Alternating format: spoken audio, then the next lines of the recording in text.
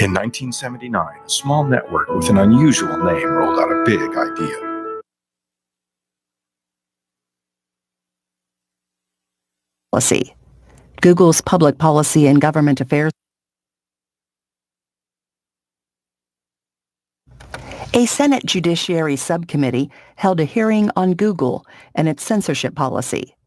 Google's Public Policy and Government Affairs Vice President testified during the first part of the hearing. This is an hour and 40 minutes.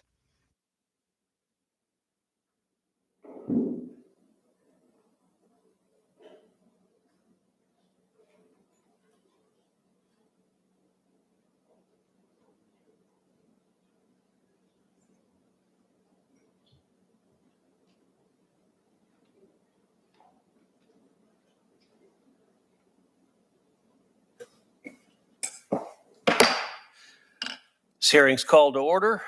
Good afternoon. Let me say to folks who are attending, I apologize. The hearing was delayed in our start time. We had a series of votes on the Senate floor that just concluded. And so welcome to our witnesses. This past April, this subcommittee held a hearing on social media bias with witnesses from Facebook and Twitter. As I noted then, any inquiry into big tech's censorship practices must take an especially hard look at Google. That's what we're doing here today. Google's control over what people hear, watch, read, and say is unprecedented. Almost 90% of internet searches in the United States use Google. Google's domination of the search engine market is so complete that to Google is now a commonplace verb. With that market power, Google can and often does control our discourse. And sometimes tech companies talk about their products and the effects of those products as though they're forces outside of big tech's control. As we've heard time and time again, big tech's favorite defense is, it wasn't me, the algorithm did it. But Google's search engine isn't some supernatural force.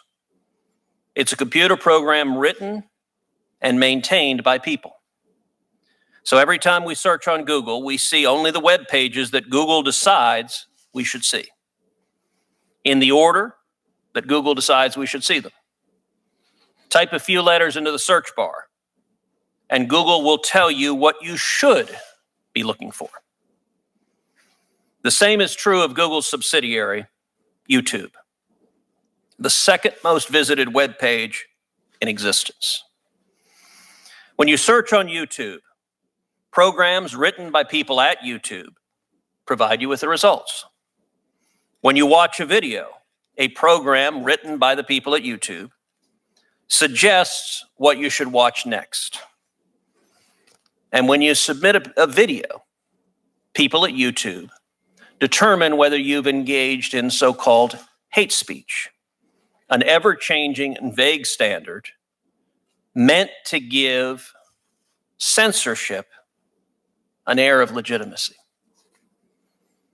This is a staggering amount of power to ban speech, to manipulate search results, to destroy rivals, and to shape culture. More and more, Americans are demanding accountability from big tech for that massive power. One thing is certain. Congress never intended to empower large technology companies to control our speech when it passed Section 230 of the Communications Decency Act. That provision, Section 230, gave tech companies special privileges that nobody else gets.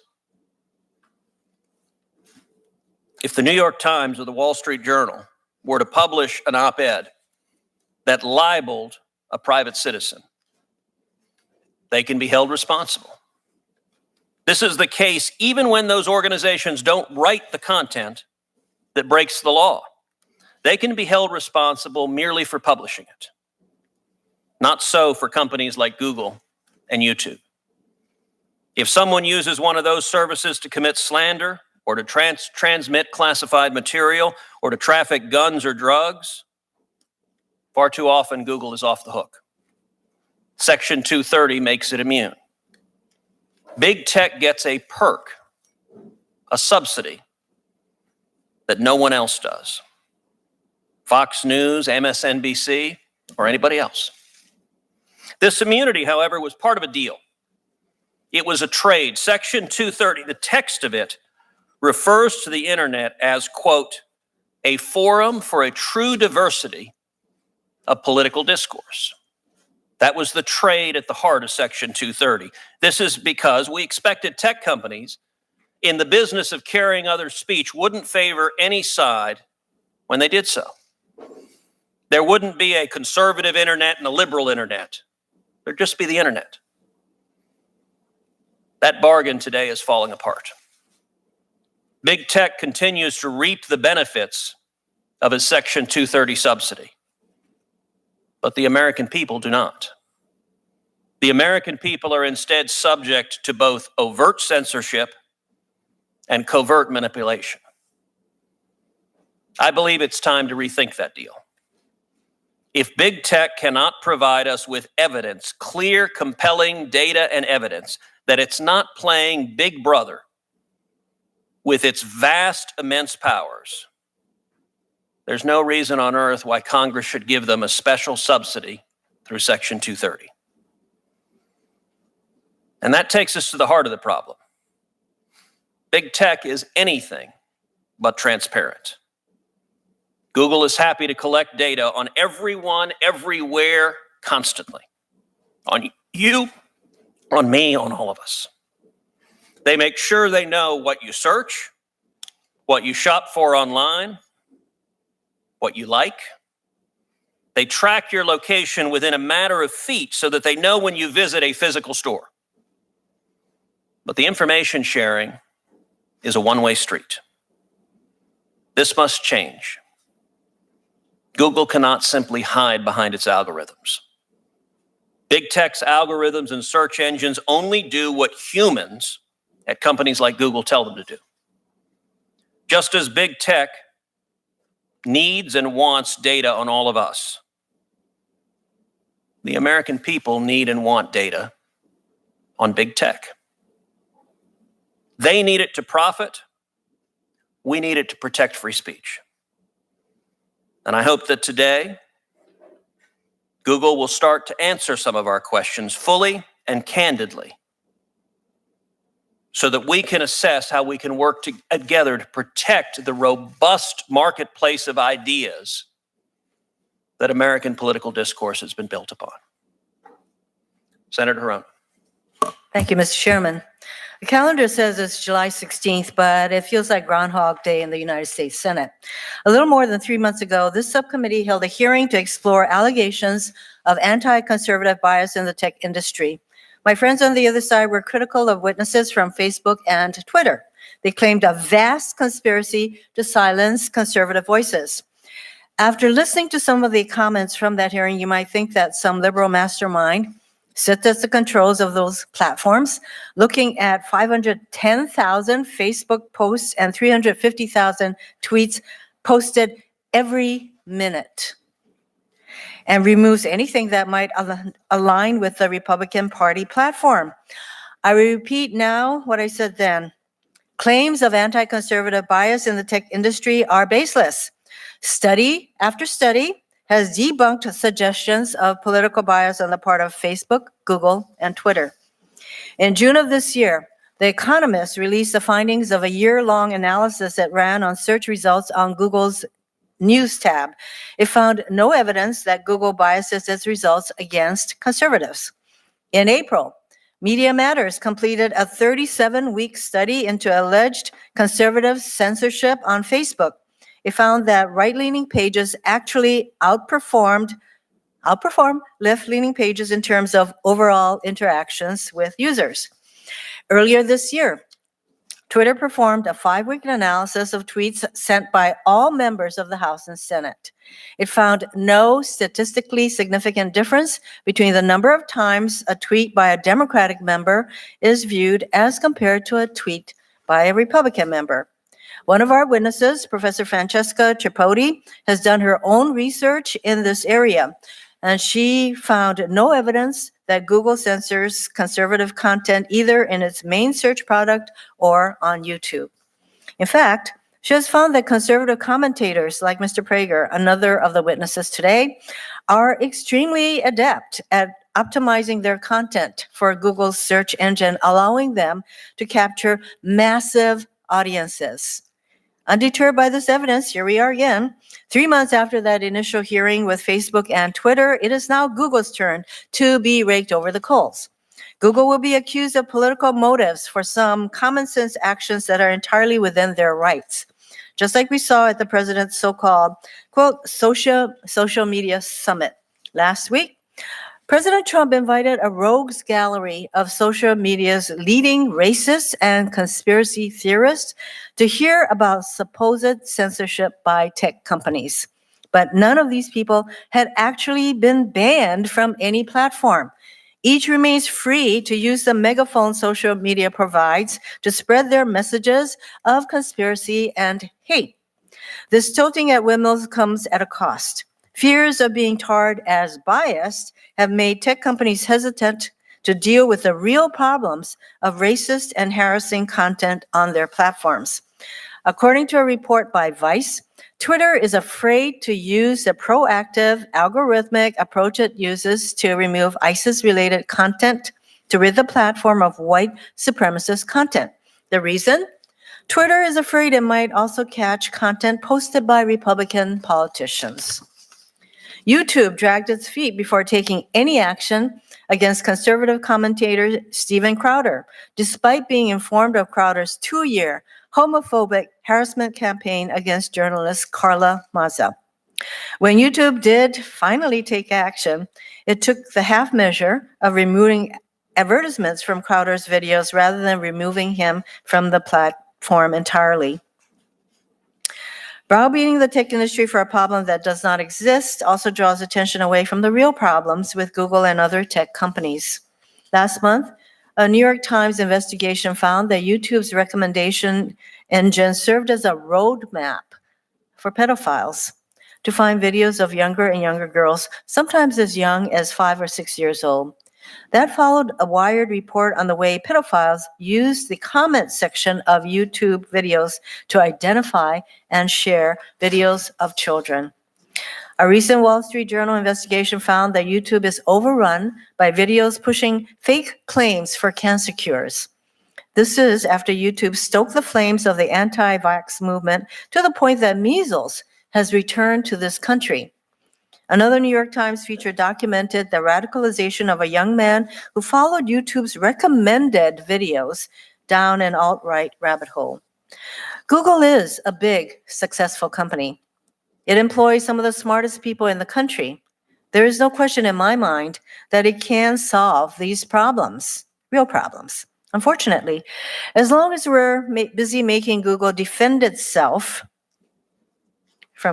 with clear and convincing evidence, no less, from bogus claims of anti-conservative bias, it has no incentive to address these real issues. I'm hoping another of our witnesses can shine some light in this area. Andy Parker is the father of journalist Allison Parker. Allison worked for CBS affiliate WDBJ in Roanoke, Virginia. In August 2015, she and her colleague Adam Ward were conducting a live interview when they were attacked by a gunman. Allison and Adam died at the scene. Video of the shooting quickly spread on social media, including Google's YouTube. For the past 4 years, Andy has sent letters to Google. He has met with Google. He has flagged videos on YouTube. He has begged and pleaded that these videos come down. Despite Andy's efforts, you can still find video of the tragedy on YouTube to this day. And I want Google to tell us why that is.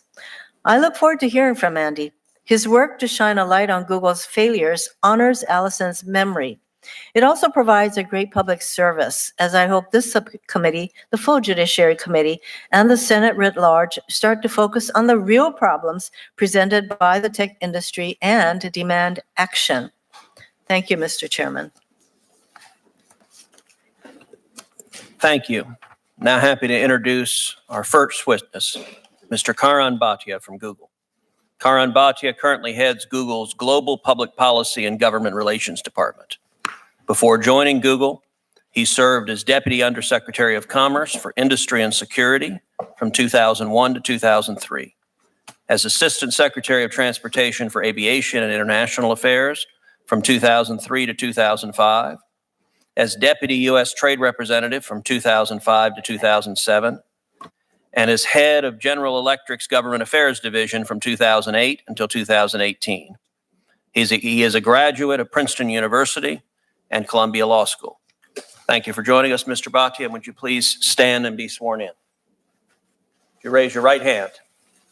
Do you swear or affirm that the testimony you are about to give before this committee will be the truth, the whole truth, and nothing but the truth, so help you God? Mr. Bhatia, you may make your opening statement. Thank you, Senators. My name is Karan Bhatia. I lead the Government Affairs and Public Policy function at Google. Previously, as mentioned, I served in the George W. Bush administration. And earlier in my career, I spent time at the Heritage Foundation and the Claremont Institute. And in college, I was editor of our conservative publication, the Princeton Tory. I am a first-generation American. My parents imparted to me an abiding passion for the principles of free speech, democracy, and free markets.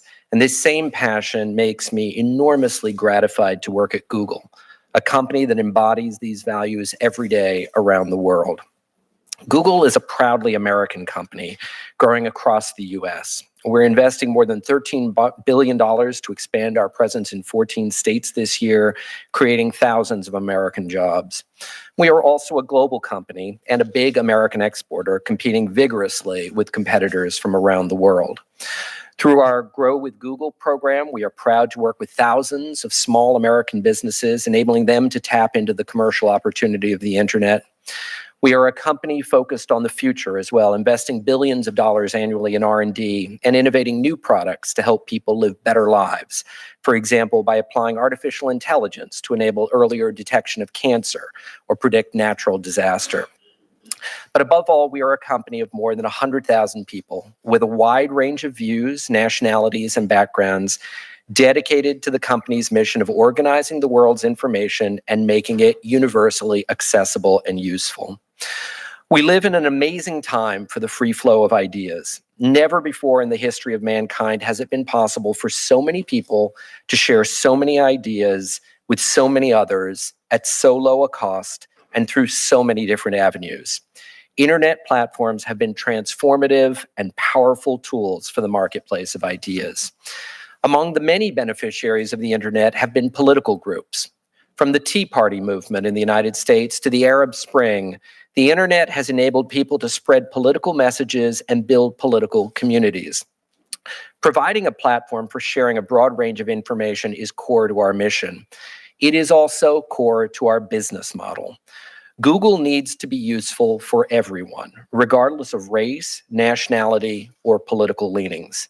We have a strong business incentive to prevent anyone from interfering with the integrity of our products or the results we provide to our users. So let me be clear. Google is not politically biased. Indeed, we go to extraordinary lengths to build our products and enforce our policies in an analytically objective, apolitical way.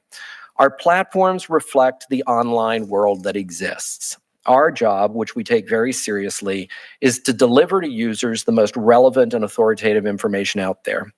And studies have shown that we do just that. Objective third-party studies, including most recently a comprehensive year-long assessment by The Economist of Google's results, have found no evidence of bias in either direction. Additionally, in May of this year, our data scientists analyzed daily click-through rates on search results to the official websites of members of Congress. The data showed no difference in these metrics, whether the member was a Republican or a Democrat. We also analyzed official YouTube channels for all senators who have them, and we consistently found a balance between Republicans and Democrats. Our platforms, such as Google Search or YouTube, deal with massive amounts of information. And to manage these volumes, we rely on algorithms and implement testing and evaluation by third-party raters. None of our systems are designed to filter out individuals or groups based on political viewpoints. Operating at the scale we do, we're bound to get criticism from both sides, and we do. From time to time, for example, political ads may violate our advertising guidelines, and we've disallowed ads from both Democrats and Republicans. From time to time, our knowledge panels, which help you find quick facts when you search for information about topics like Hillary Clinton or the California Republican Party, may reflect erroneous information from the web and will need to be corrected. We work hard to learn from our mistakes and improve our products, but these mistakes have affected both parties and are not the product of bias. As technology continues to play an increasingly essential role in the lives of Americans, we know that users expect the highest degree of integrity from our products and that we must meet that expectation every day. If we don't, our users will go elsewhere. And that is why we invest so heavily in these systems and tools that help us surface the content that is most relevant to our users in an analytically objective, apolitical way. Thank you for this opportunity. I look forward to answering your questions. Thank you, Mr. Bhatia. My first question will not surprise you. It's a simple question. Does Google consider itself a neutral public forum? Senator, we operate a number of platforms, and they are constructed and operated to be politically neutral or apolitical. So does Google, the Google search page, let's just focus on that for a moment. Does Google consider the Google search page to be a neutral public forum? We construct it, we build it, and we operate it to be politically neutral. Does Google consider YouTube to be a neutral public forum? Similarly, Senator, we build and construct it, maintain it with our algorithms to be politically neutral. Mr. Bhatia, I'm going to ask my staff to give you a hard copy of a document that was released recently that we also sent to you ahead of time, so this should not be a surprise. It is a document that at least purports to be authored by Google. The title of the document is The Good Censor. How can Google reassure the world that it protects users from harmful content while still supporting free speech? And it's dated March of 2018. Is this document, in fact, a document that was prepared within Google? I've seen the document before, Senator. I've seen references to it. I understand that it was, yeah. Okay. So I want to refer to you, and the copy you have, the only alteration to it is we've written page numbers on it just for ease of reference. So those are handwritten. Other than that, this is identical to what we printed from online. And with no objection, I'm going to enter a copy of this in the record with the notation that we did write page numbers on it. I want to refer you initially to page 14. Or in page 14, this Google document says an important U.S. federal statute from 1996 supports this position of neutrality. And it describes how under Section 230 of the Communications Decency Act, tech firms have legal immunity from the majority of the content posted on their platforms. This protection has empowered YouTube, Facebook, Twitter, and Reddit to create spaces for free speech without fear of legal action. So Google itself understood on the face of this document that Section 230, that immunity is predicated upon, as the title of this page says, neutrality. I'd now like to refer you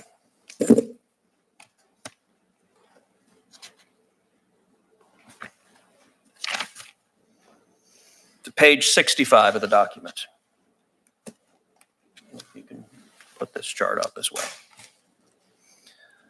So on page 65 of the document, this Google document says tech firms are performing a balancing act between two incompatible positions. On the one side, create an unmediated marketplace of ideas, 100% commit to the American tradition that prioritizes free speech for democracy, not civility, by creating spaces where all values, including civility norms, are always open for debate. That's on the one side in Google's own assessment.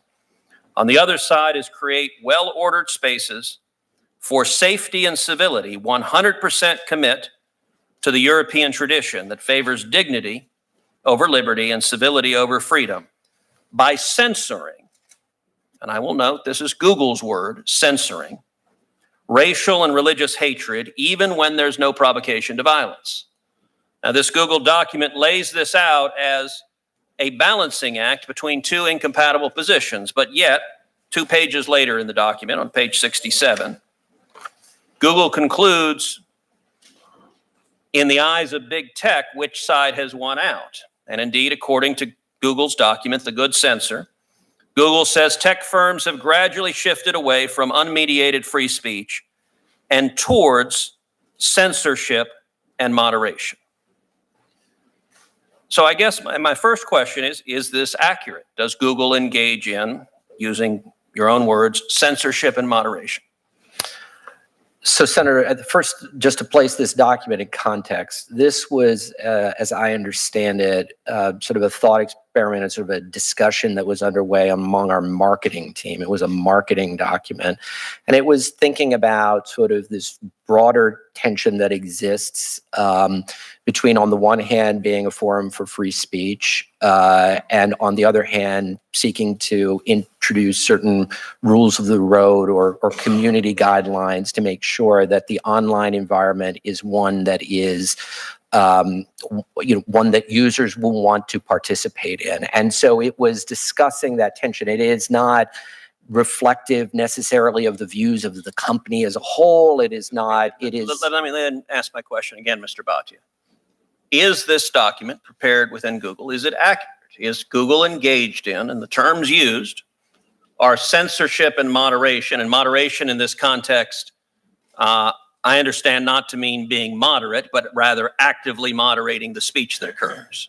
Is that in fact what Google is doing, which is censoring and moderating speech on its platform?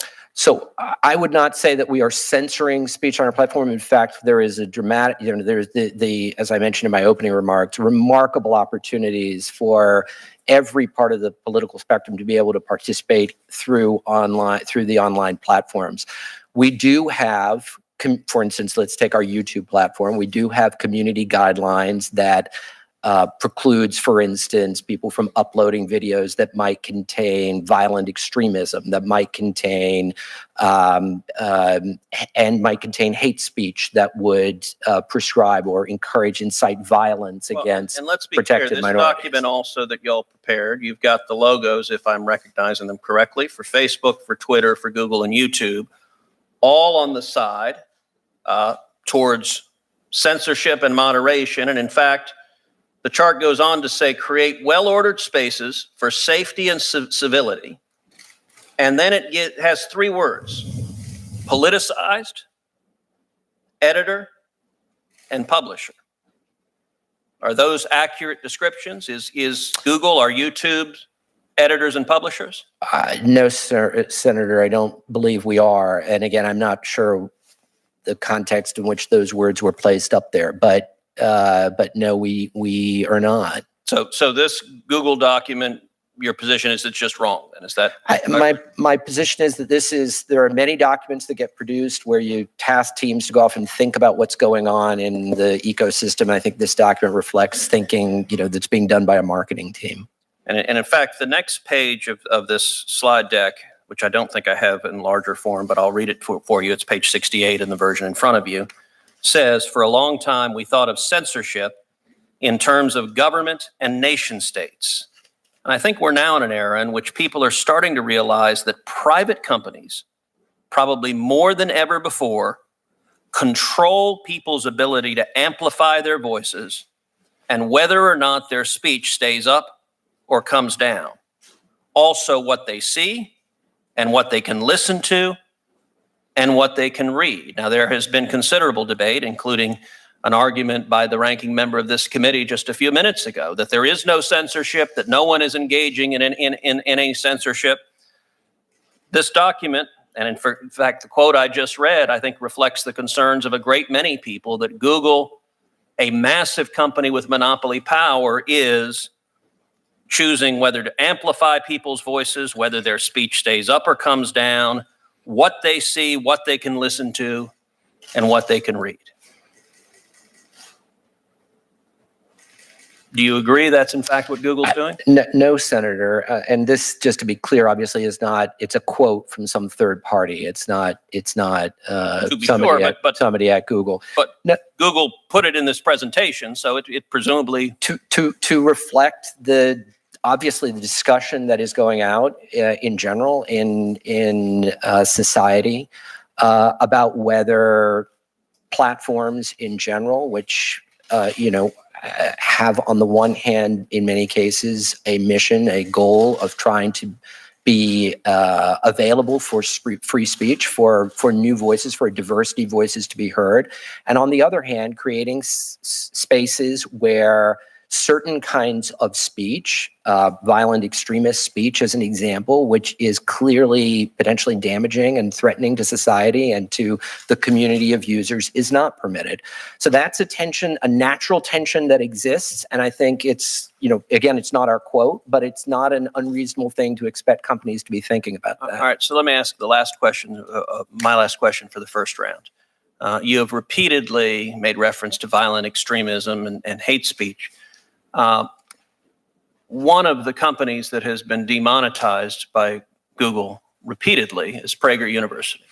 Dennis Prager is sitting here. He will be testifying on the next panel. Mr. Prager is, in my judgment, a highly learned, erudite individual, studied and well thought on a great many issues. And in my experience, I've always found that I learn when listening to Mr. Prager, whether I happen to agree with a particular issue or not. And yet, YouTube actively censors the content Mr. Prager is producing. Is it your view that Mr. Prager is somehow disseminating dangerous ideas or ideas that fit into the bucket you were talking about of violent extremism or hate speech? No, Senator. Maybe if I can just explain. Please. Mr. Prager is a YouTube success story. Mr. Prager has more than 2 million followers, as I understand it. Mr. Prager's and all of Mr. Prager's content is available on YouTube, the main YouTube channel. We do have a very small percent of our subscribers who opt for what we call restricted mode. These are mostly institutions like churches or perhaps schools, where there's certain more mature content that they choose not to have access to. Now, this is less than 2% of the overall YouTube watchers, but we do feel it's important that to give those institutions that degree of control. There is a small percent of Mr. Prager's overall content, as I understand it, less than a quarter of his content, that is deemed to be in that category of more mature. And so for that very small percentage, they will not have access to Mr. Prager's more mature content. Other than that, it is complete. And just to be clear, this is content, for instance, maybe perfectly acceptable to watch, but for those perhaps references to violence or war or rape, things like that. So that's the basis. My understanding, just for the record, is that PragerU has produced 325-minute videos, and that YouTube has censored 56 of them, so roughly 20%. Among those that are censored include a video on the Ten Commandments. Another one censored includes a video on the history of the nation of Israel. The restrictions are purportedly for blocking things like pornography, but apparently in YouTube's world, talking about the Ten Commandments and the nation of Israel is comparable and should be blocked. Respectfully, Senator, that's not right. Okay. Please What I was trying to explain is all of Mr. Prager, the Ten Commandments, all those are available to 98% of YouTube viewers, 98.5, I believe. 1.5% of our viewers have activated, again, this restricted mode. Churches, schools, maybe libraries that don't want to have their viewers exposed to more mature content. The video, I believe the Ten Commandments video, for instance, contains references to murder and I believe potentially Nazism or World War II, something along those lines. There are other videos that have in that category, in the number that you referenced, 56, whatever it is, that may make reference to rape. That's the reason, but they're not censored. They're available to everybody who's using normal YouTube. They are not available to the small subset who have chosen to activate restricted mode. Senator Haruna. Thank you. It's very clear that all of these platforms they do remove certain kinds of content. That is not the issue that the chairman is trying to focus upon. And really, the premise of this hearing is not the removal of for example, violent speech, but the premise of this hearing is the targeted removal of conservative speech or content. So, that's what the chair would like to focus us on. And apparently the Ten Commandments video has Nazi imagery, so that may be one of the reasons that it's restricted. Does Google discriminate against conservatives in some way? Do you actually have an algorithm that somehow identifies, I don't know, the world of conservative content? Because you just mentioned that Mr. Prager, who puts a lot of this kind of content on various platforms, he has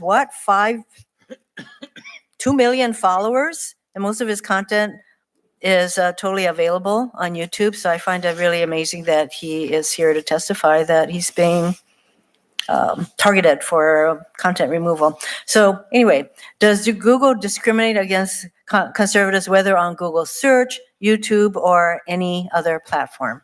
No, Madam Senator. Does Google search discriminate against conservative content? No, Madam Senator. We don't factor political leanings into our algorithms at all. What role does a user's political party affiliation play in applications of Google's content moderation policies? We don't know our users' political, it bears no relevance into our algorithmic returns. You mentioned, well, obviously you're familiar with Dennis Prager. He is a witness on the second panel, and he has sued Google for alleged censorship of his videos on YouTube. So you're familiar with his organization, PragerU? I am. Approximately how many PragerU's videos are available on YouTube? I don't have the exact number. Does 672 sound right? It could be right, yes, ma'am. How much does PragerU pay to host those videos on YouTube? I don't believe we charge anything. How many times have PragerU's videos been viewed on YouTube? I don't have an exact number for how many views all of them have, but again, I know that he has millions of subscribers. Well, would it surprise you to learn that PragerU's videos have been viewed nearly 1 billion times on YouTube? No, it would not. Have any PragerU's videos been removed from YouTube? Totally removed? No, ma'am. So I want to show you a chart. This is a version of a chart Google submitted in the lawsuit by Mr. Prager. It shows the percentage of different organizations' videos that are not available in restrictive mode due to mature content. So it shows that fewer than 23% of PragerU's videos are unavailable in restrictive mode. And this is less than the percentage of videos unavailable in restricted mode from the Huffington Post, Vox.com, The Daily Show, The Young Turks, and other organizations that are generally viewed as liberal. You notice that a lot more of those so-called liberal sites are have a higher percentage. So to your understanding, is this chart, which was submitted under penalty of perjury, accurate? Yes, Senator. So if Google's treatment of PragerU is meant to show Google's anti-conservative bias, Google isn't doing a very good job of it. So to go further, Andy Parker is in the audience and will be a witness on the second panel. Andy's daughter, Allison, as I mentioned, was murdered on live television while conducting an interview in 2015. Footage of that murder can still be found on YouTube today. I understand that when Andy first approached Google about having the footage taken down, Google's response was that Andy himself should identify any videos of the murder and flag them to Google for a takedown. Google is an $800 billion company with nearly 100,000 employees. Why should a father have to search for, watch, and flag videos of his daughter's murder in order to have it removed from YouTube? Why can't Google do this itself? So, Senator, first of all, let me start by expressing my own and on behalf of Google's, deepest sympathy to Mr. Parker for what he's gone through. And we have indeed engaged with him over the course of time. There are a number of sets of potential concerns with different kinds of videos. So if I can explain, the first are videos that are hoax videos. So there were videos that were put out that essentially tried to make the case that the shooting of his daughter had not happened. Those videos, we violate our policies, and we have indeed taken all of those down. The second set of videos that you're referencing are a variety of videos that may be, for instance, news footage or other things of the shooting. And there are a couple of concerns. One is the question of copyright. In other words, are these videos that are owned potentially by Mr. Parker? I understand there's some evidence of that. If there is, obviously we would seek to respect the copyright holders' desires. But where there are simply news videos that a major news outlet might have put out that would contain sort of portions of the footage, that then becomes sort of part of the corpus that we would generally tend to leave up. So that's, I think, what we're trying to work our way through. So you have taken down some of this footage, and the ones that you legally can take down. Yes. Do you have any of us? Can you give us any idea of how many, whatever the right term is, how many of these individual posts that have been put up that you all take down? With respect to this video, I don't have the number, but we can happily get back to you on that. I mean, are we Senator. talking about, 100,000 of these? In general, if you're talking about videos that we take down, I mean, there are hundreds of thousands of videos that seek to get uploaded every day, every week that we take down for violation of our terms one way or another. There are, just to put it in scale, every minute there are 500 hours worth of video that is sought to be uploaded to YouTube. So are you still taking down these kinds of videos relating where we find videos, and we deploy machine tools, algorithmic tools to try to capture what is violative of legal restriction or policy, and we do indeed try and take them down based on those tools. So are you taking action really to do these, or is it only as somebody points out that, oh, there's another video? No, Senator. I mean,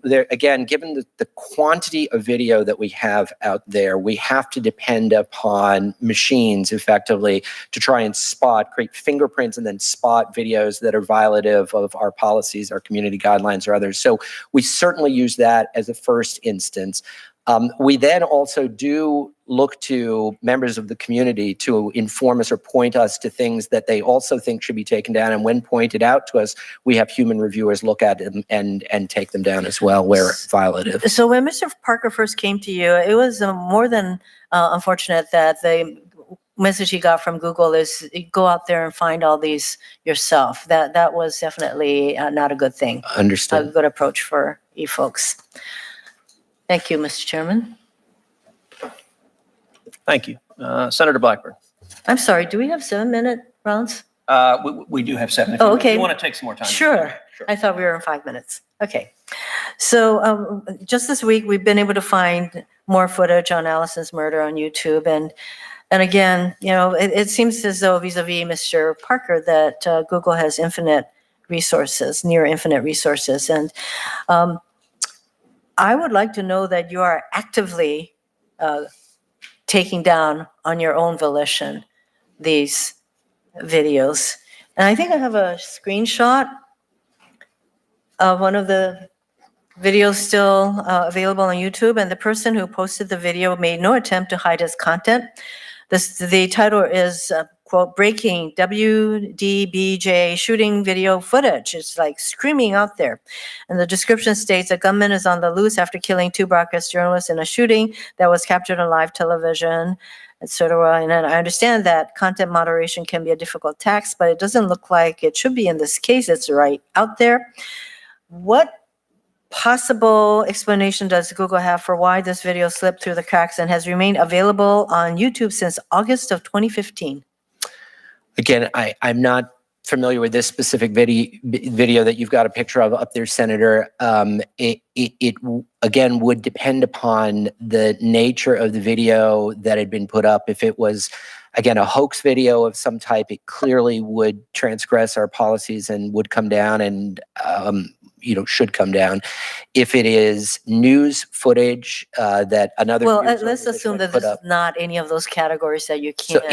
if it violates, just to be clear, if it violates our policies, it should come down. I wouldn't know why it would be up. If it doesn't violate our policies, obviously So that's a does different matter. that in and of itself, breaking the shooting footage, wouldn't that just raise a lot of red flags? Wouldn't it violate? It would depend really upon the nature of the video. In all honesty, there are sometimes news events that would be things that might be difficult for viewers to watch, but nonetheless would be, put out there on major news channels and would be probably appropriately included. But again, I can't really tell from looking at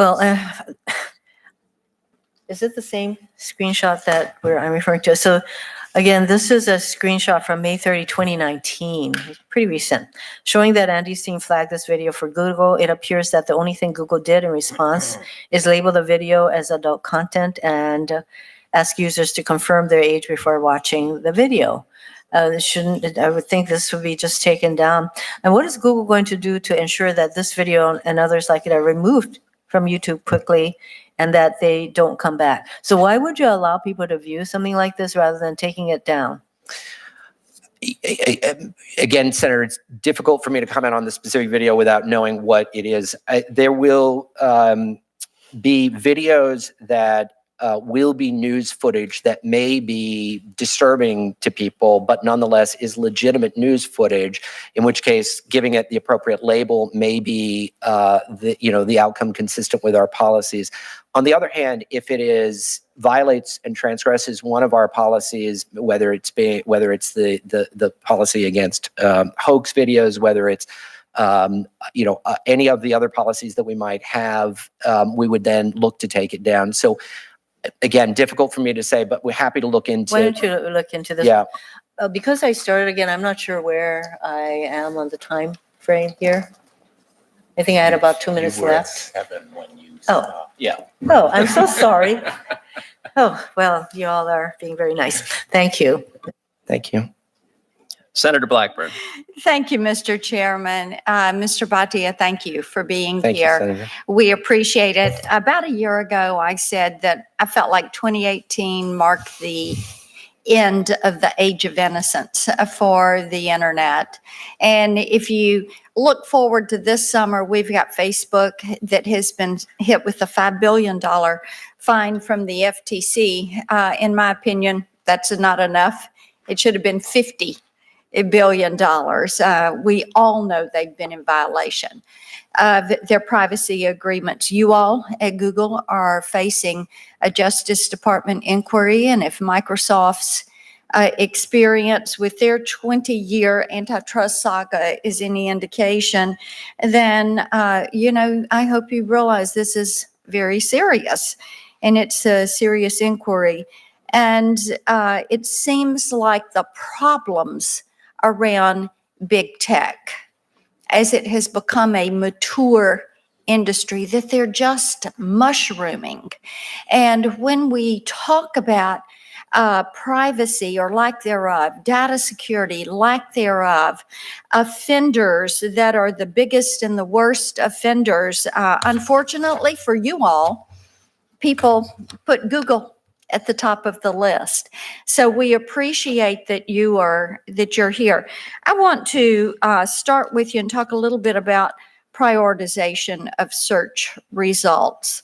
I think this is important to do because I will tell you, I feel like you all push the boundaries until your hand gets slapped. As a mom and a grandmom, I would tell my kids, don't do that again. And they would try it again, and they would try it again. And that's kind of what I see with you all. But a big business company like you ought not to be having such childish behavior where you do something and you get your hand slapped, waiting to see if we are going to get after you or a federal agency is going to rein you back in. You're always out there pushing to the limit.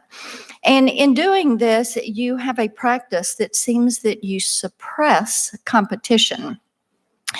And we know that that Google has, through Google Plus, you have prioritized search results over Yelp and TripAdvisor. You did that until local search providers really pushed back on you and said you can't do that. Now we see what you're doing is consolidating many of the travel offerings together. And so you're trying to push forward to dominance in the travel market, and you're doing that through an app called Trips. And now you're going to be armed with all of these details, all of this data, all of this search data from people that use your service. And you're going to use that prioritization to wipe out competition from travel booking sites. And I'm concerned about the threat to competition that Google poses and how search prioritization harms new startups that are seeking to enter the marketplace. So let me ask you a couple of things. Does Google actively prioritize Google's own local search results? Yes or no? We seek to provide users, Senator, with responses to their queries Sir, that are most yes or no? relevant, and authoritative. Yes So, or no? Do you prioritize? no, unless our services, what we would put forward, it would be more relevant and authoritative. Does Google know if its own search results are better than the third-party competitors?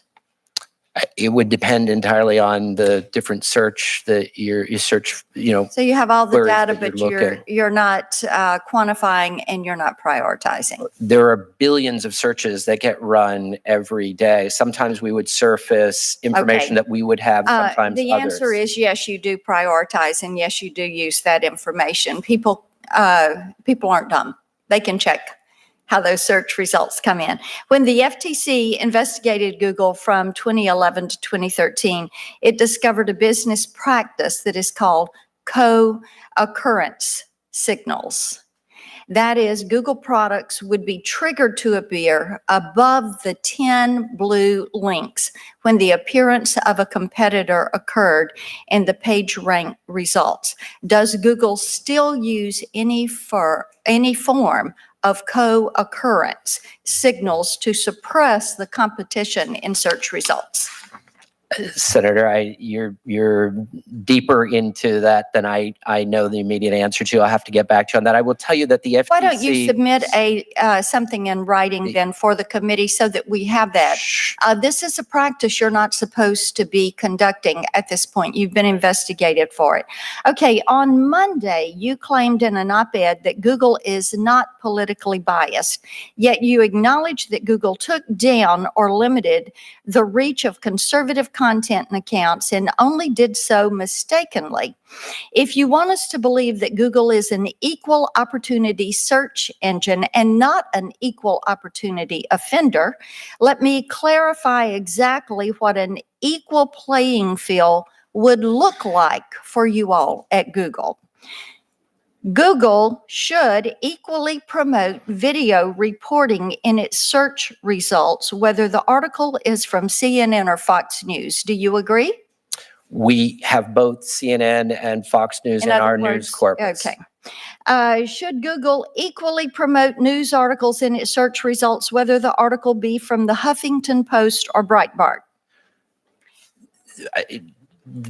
We surface the results that are most responsive. Should YouTube equally promote videos from Diamond and Silk at the same time as videos from John Oliver?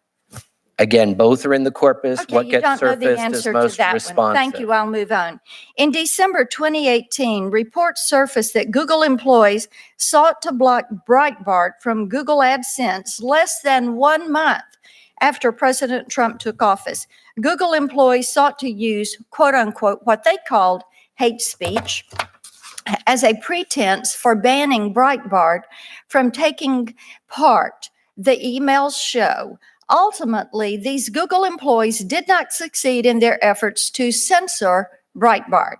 Has your advertising platform ever enacted policies that tended to favor certain viewpoints over others?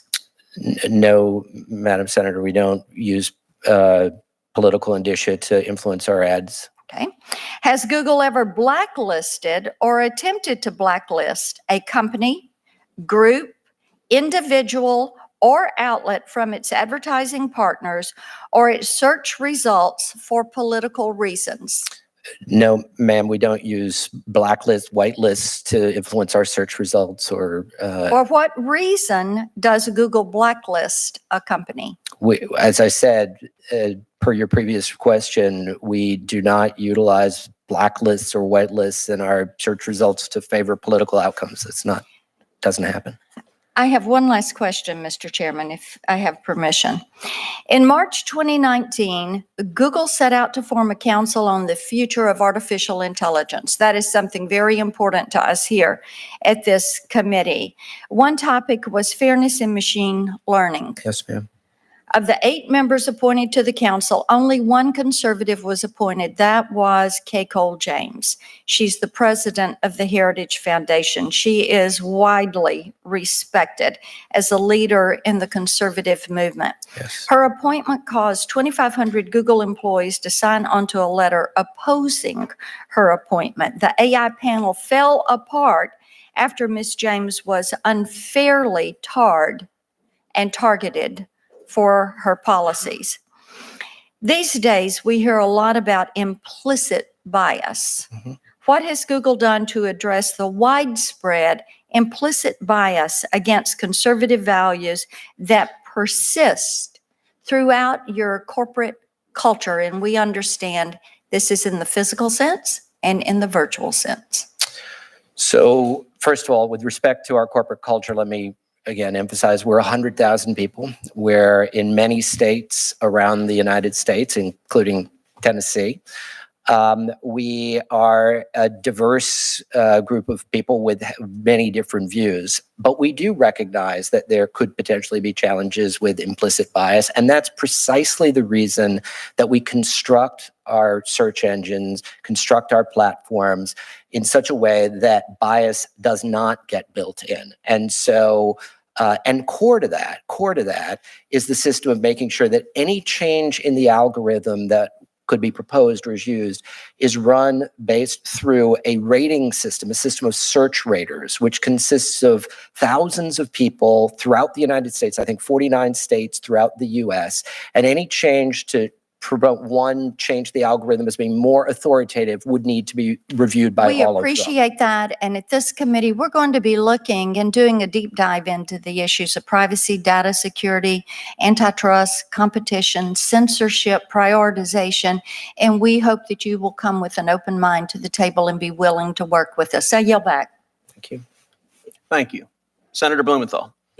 Thank you, Mr. Chairman, and thank you for having this meeting. Welcome to committee. Thank you, Senator. And thank you for being here. I want to first ask you about an allegation which actually the president surfaced on Monday. The president threatened to launch a treason investigation into Google for allegedly working with the Chinese government. The claim appears to be based on a comment, and I'll ask that the report of that comment be entered in the record if there's no objection. Without objection. A Politico article dated July 16th.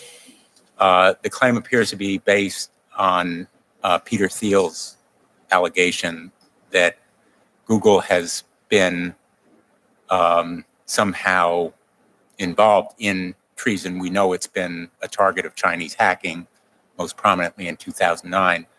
Have you found any evidence of infiltration of your management or your private data by Chinese intelligence? Absolutely not, Senator.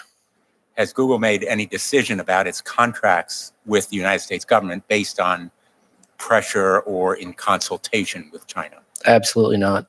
Has Google turned over or in any way turned a blind eye to a leak of its software or private data to Chinese intelligence? Absolutely not. We take extremely seriously that the threat of any penetration of our systems. And if Google software, private data, or management is breached by a foreign intelligence agency, including China, will you commit to notifying this committee immediately?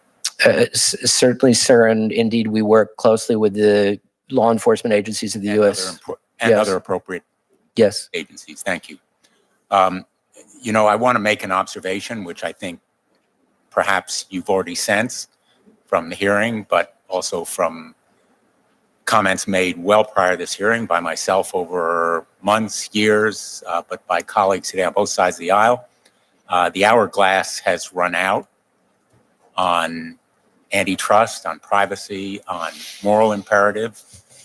Big tech, most particularly Google, is right now in the midst of a perfect storm. And it will require a restructuring and repurposing of what you do. And I hope that you are thinking radically, if I may use that term, not radically politically, but radically in terms of the role and responsibility that you have in modern American society, because I think it has to be changed profoundly.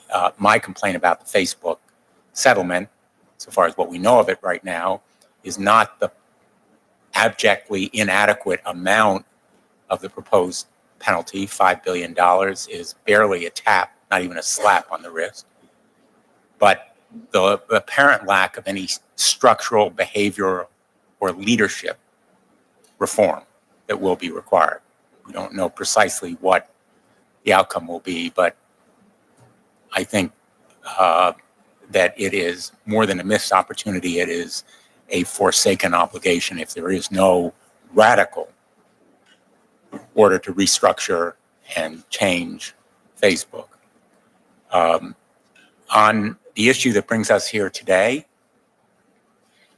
I want to first disclose that Robbie Parker is a former constituent of mine. His eldest daughter, his 6-year-old daughter, Emily, was killed in a shooting that is painful for any of us to recall, but most especially for him. And so I want to thank him and pay tribute to his bravery and his courage for being here a second time. Also, in the interest of full disclosure, I should tell you that the Connecticut firm representing him in his lawsuit against Alex Jones is one where one of my sons, my oldest son, works as a lawyer, but he and I have not discussed this case. Mr. Parker and other parents of those children repeatedly went to Google when Alex Jones and others used YouTube to quote, and I'm quoting him, regurgitate demonstrably and undeniably false information about the Sandy Hook shooting, while simultaneously attacking victims' families for profit, end quote. These lies were more than just false. They were malicious. They were cruel. They incited harassment, physical threats. They forced this family literally every day to relive their loss. And as Robbie Parker told us last time he was here, for too long, Google and its peers were, quote unquote, complacent to the threats. This stuff is not speech. It's incitement, harassment, defamation. I respectfully suggest whatever your machines are, they're not working. Would you agree? Senator, if I may, just again, our hearts go out to Mr. Parker and his family for that tragedy. We believe that hoax videos of the kind that you reference and he had to experience have no place on any of our platforms. And we have taken the challenge, the need to address that very seriously, including most recently amending our policies earlier this year, our community guidelines, to make clear that any such video that comes up will be taken down immediately. We do, again, given the quantity of video that gets uploaded at any point in time, we have to depend on tools, on machines to try and spot those videos. We constantly are trying to improve them, and they are improving. Where we miss something and it gets caught by another, a viewer, we then take action against it. Well, speaking for Mr. Robbie Parker, who's not here today, but Andy Parker is, these kinds of policies, guidelines, forgive me, platitudes, are no substitute for effective enforcement. And I have said, if I've said it once, I've said it 100 times, the best policies, the best laws that we make are dead letter unless they're effectively enforced. I say that as someone who spent most of my career in enforcement, not legislating. And I have to conclude, given what I saw before today and then what Senator Hirono showed you, that the machines are not working and that you are dependent as much on the victims coming to you, and then often the victims not believed or not heeded. And I guess I'm looking for a commitment that you'll do better machines, or you'll have different ways of detecting and different ways of enforcing. But again, not just guidelines or policies, but actually investing in what's needed to make these policies and guidelines real. Senator, you absolutely have our commitment, my commitment, that will continue to invest in that space. All I can tell you is we don't want those kinds of videos up. It's certainly not conducive to the kind of community we're looking to build at YouTube. It is, given the sheer quantity of video that gets uploaded, it is a tough computer science challenge, but we can continue. Who upload it. Well, You're individuals will be responsible for it. You happen to have a provision of law that dates from the inception of the internet that gives you, in my view, a very excessively broad shield of immunity. We can debate the merits of Section 230 at another time, but you can't simply unleash the monster and say it's too big to control. You have a moral responsibility, even if you have that legal protection.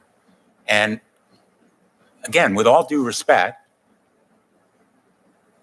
I think there is a moral imperative here, and the hourglass has run out. We agree that it is a responsibility that we and all platforms have to make sure that videos like that don't appear on our system. And what specific steps are you going to take besides guidelines and policies? A lot of it will come down to improving the algorithms. Improving the effectively the tools, the machine learning tools that we have to spot videos, to spot violative videos. Again, I will say that there's dramatic improvements happening in this space as technology improves. And we're already catching far more. People will sometimes put up videos that contain snippets or will contain a bit of video and then interspliced with other forms of video and then back to the video. So there's all sorts of tools that people sometimes try to utilize to get around our policies. And again, we're training machines to try and catch those as well. Ultimately, technology is going to have to be part of the solution here, and we're working. My time is limited, but I want to ask you just a couple more questions.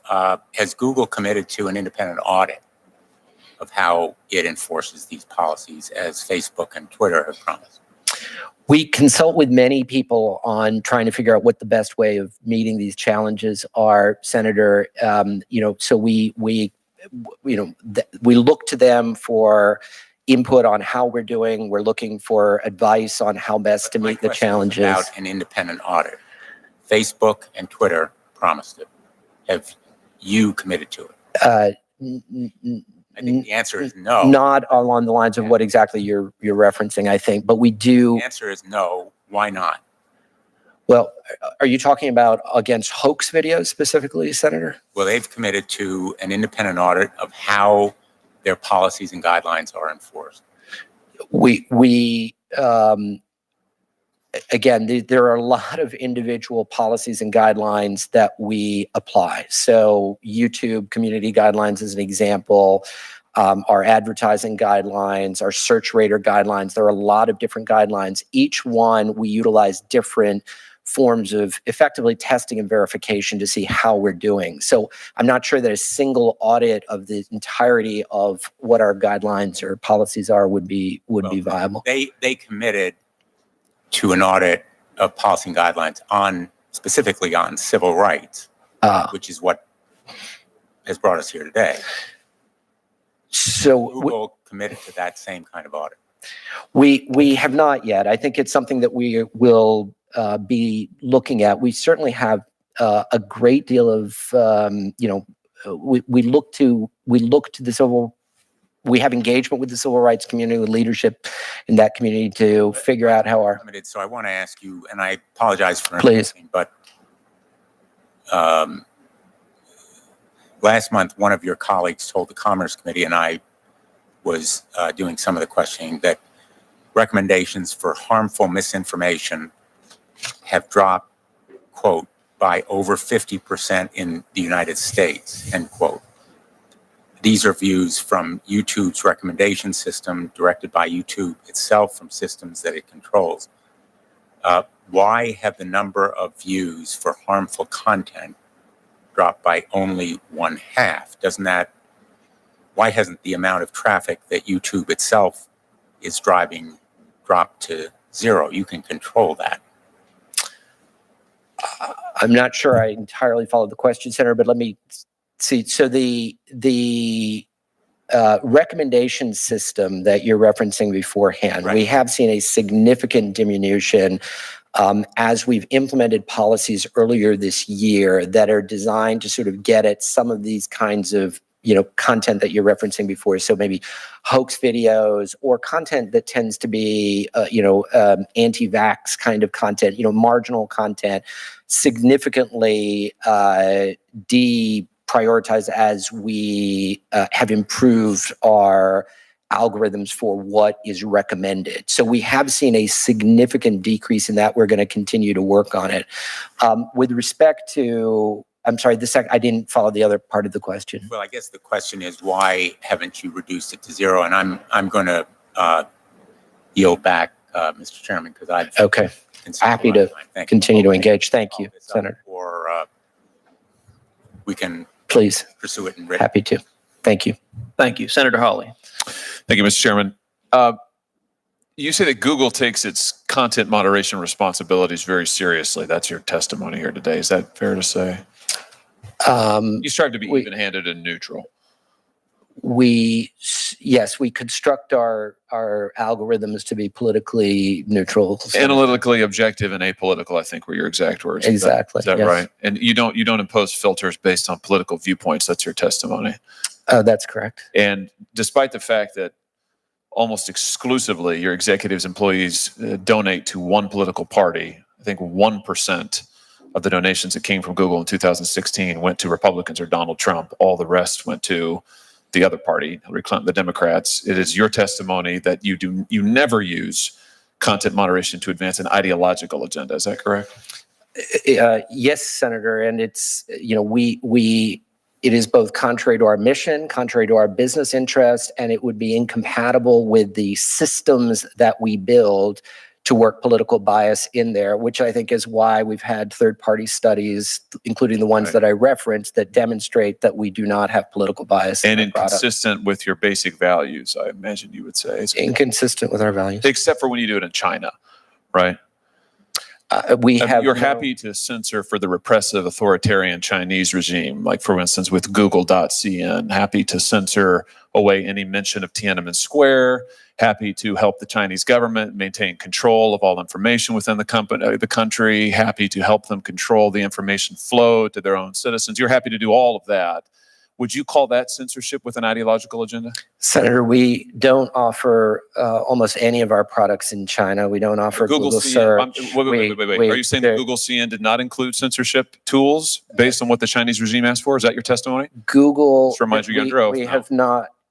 We have not. Google CN did not include censorship material? Senator, I don't know what you're not familiar with Google CN? I'm referencing the fact that we exited China in 2010, and we did so because Google at that point, in addition to being under attack, we felt that the censorship requirements that were being applied to Google were not compatible with the products that we were able to. But you did offer Google CN. You developed it, and it included censorship tools that would have screened out things like mentions of Tiananmen Square. Is that correct? I'm sorry, Senator. Are you referring to Project Dragonfly? Oh, well, since I wasn't, but because that's a separate thing. But since you mentioned Project Dragonfly, why don't you tell us about it? Is it active right now?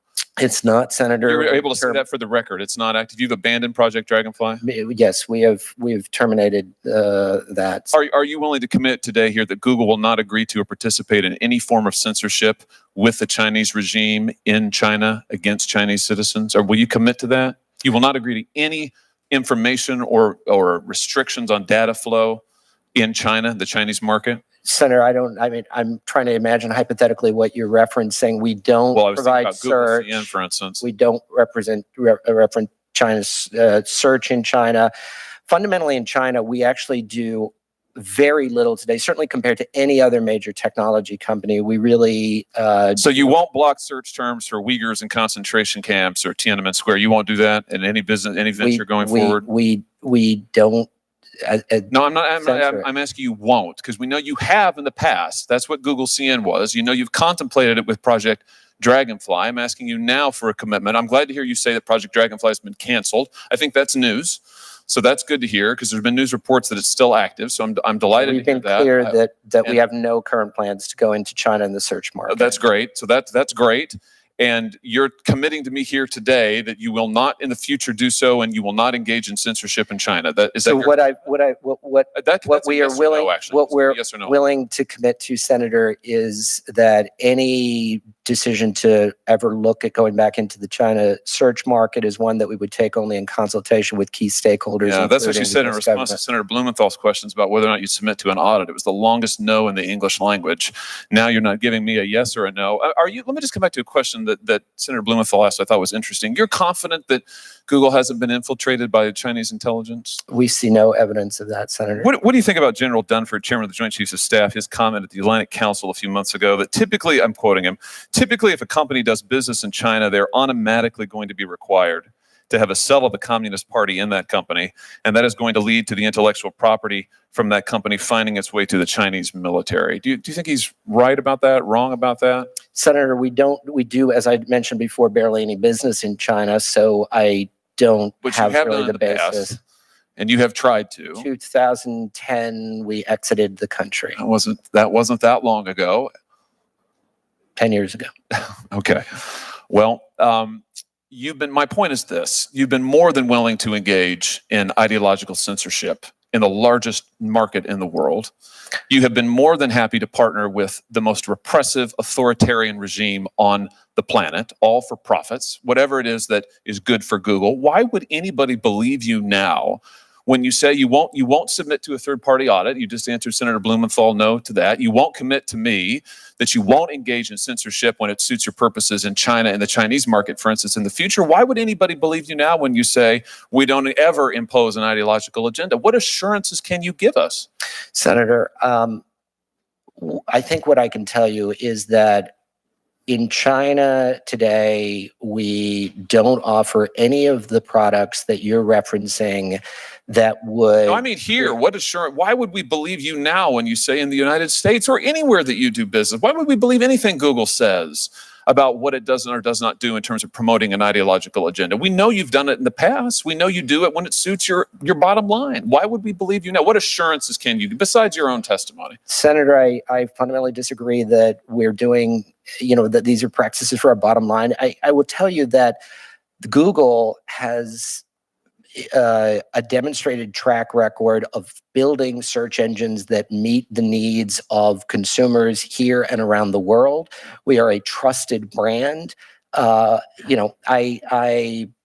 don't know what answer you're looking for, but it's... Well, what I'm looking for is a little honesty, and what I'm also looking for is some accountability. So let me give you another shot at Senator Blumenthal's question. Will you submit to an independent third-party audit about your content moderation practices? Again, we have plenty of people looking at our content moderation practices. The Economist just did a year-long study of our content. The Economist is not an independent audit. They're not auditors. It was entirely independent of Google. So is that a yes? If you're happy to do it for them, then you feel like... If third parties want to moderate... You'll open your books they look at us... Big news we're going to make today. Is this a yes? We're getting to yes. No, I'm telling you that Google's content moderation has been looked at by... So sad.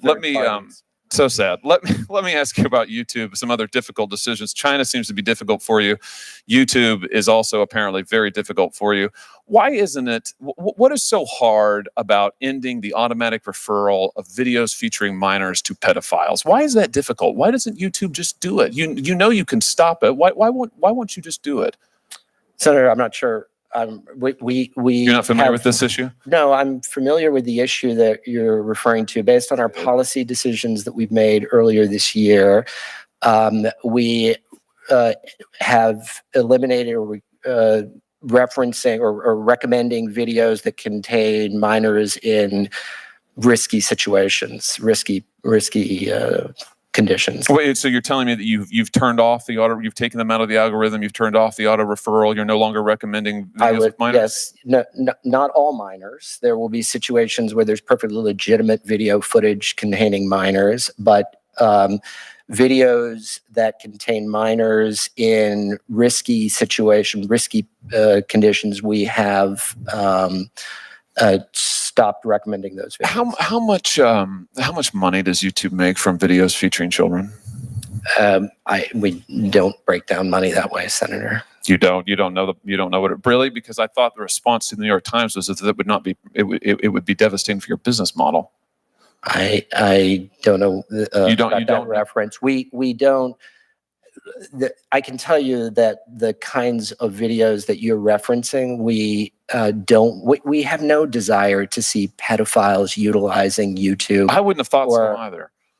And that's the reason why we've taken a number of steps. How about this? You may know that I've introduced a bill that would codify this into law. Steps, it sounds like the ones you say you've voluntarily taken. So will Google support that bill that would stop any company, yours or others, from automatically referring videos featuring minors in this way?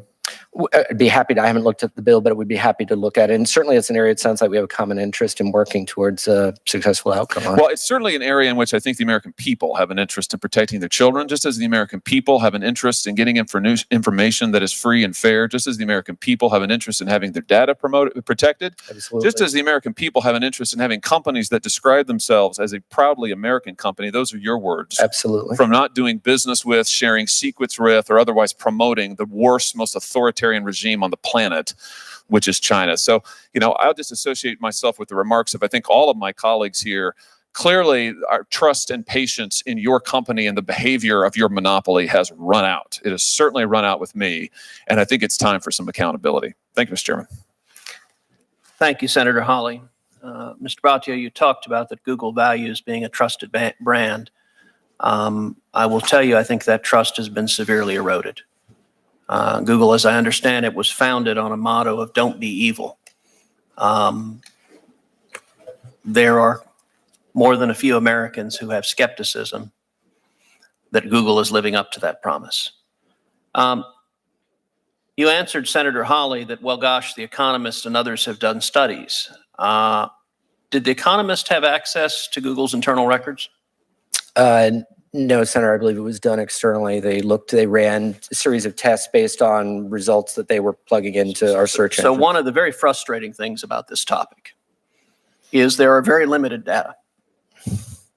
much of this topic gets argued by anecdote, which is a less than satisfying way to consider any topic or to consider any analysis. And it yields things such as Democratic senators saying there is no censorship. The problem is Google has all the data, as does Facebook, as does Twitter. Let's see if we can get a little bit of that data. In the year 2018, how many ads by Republican office holders did Google block?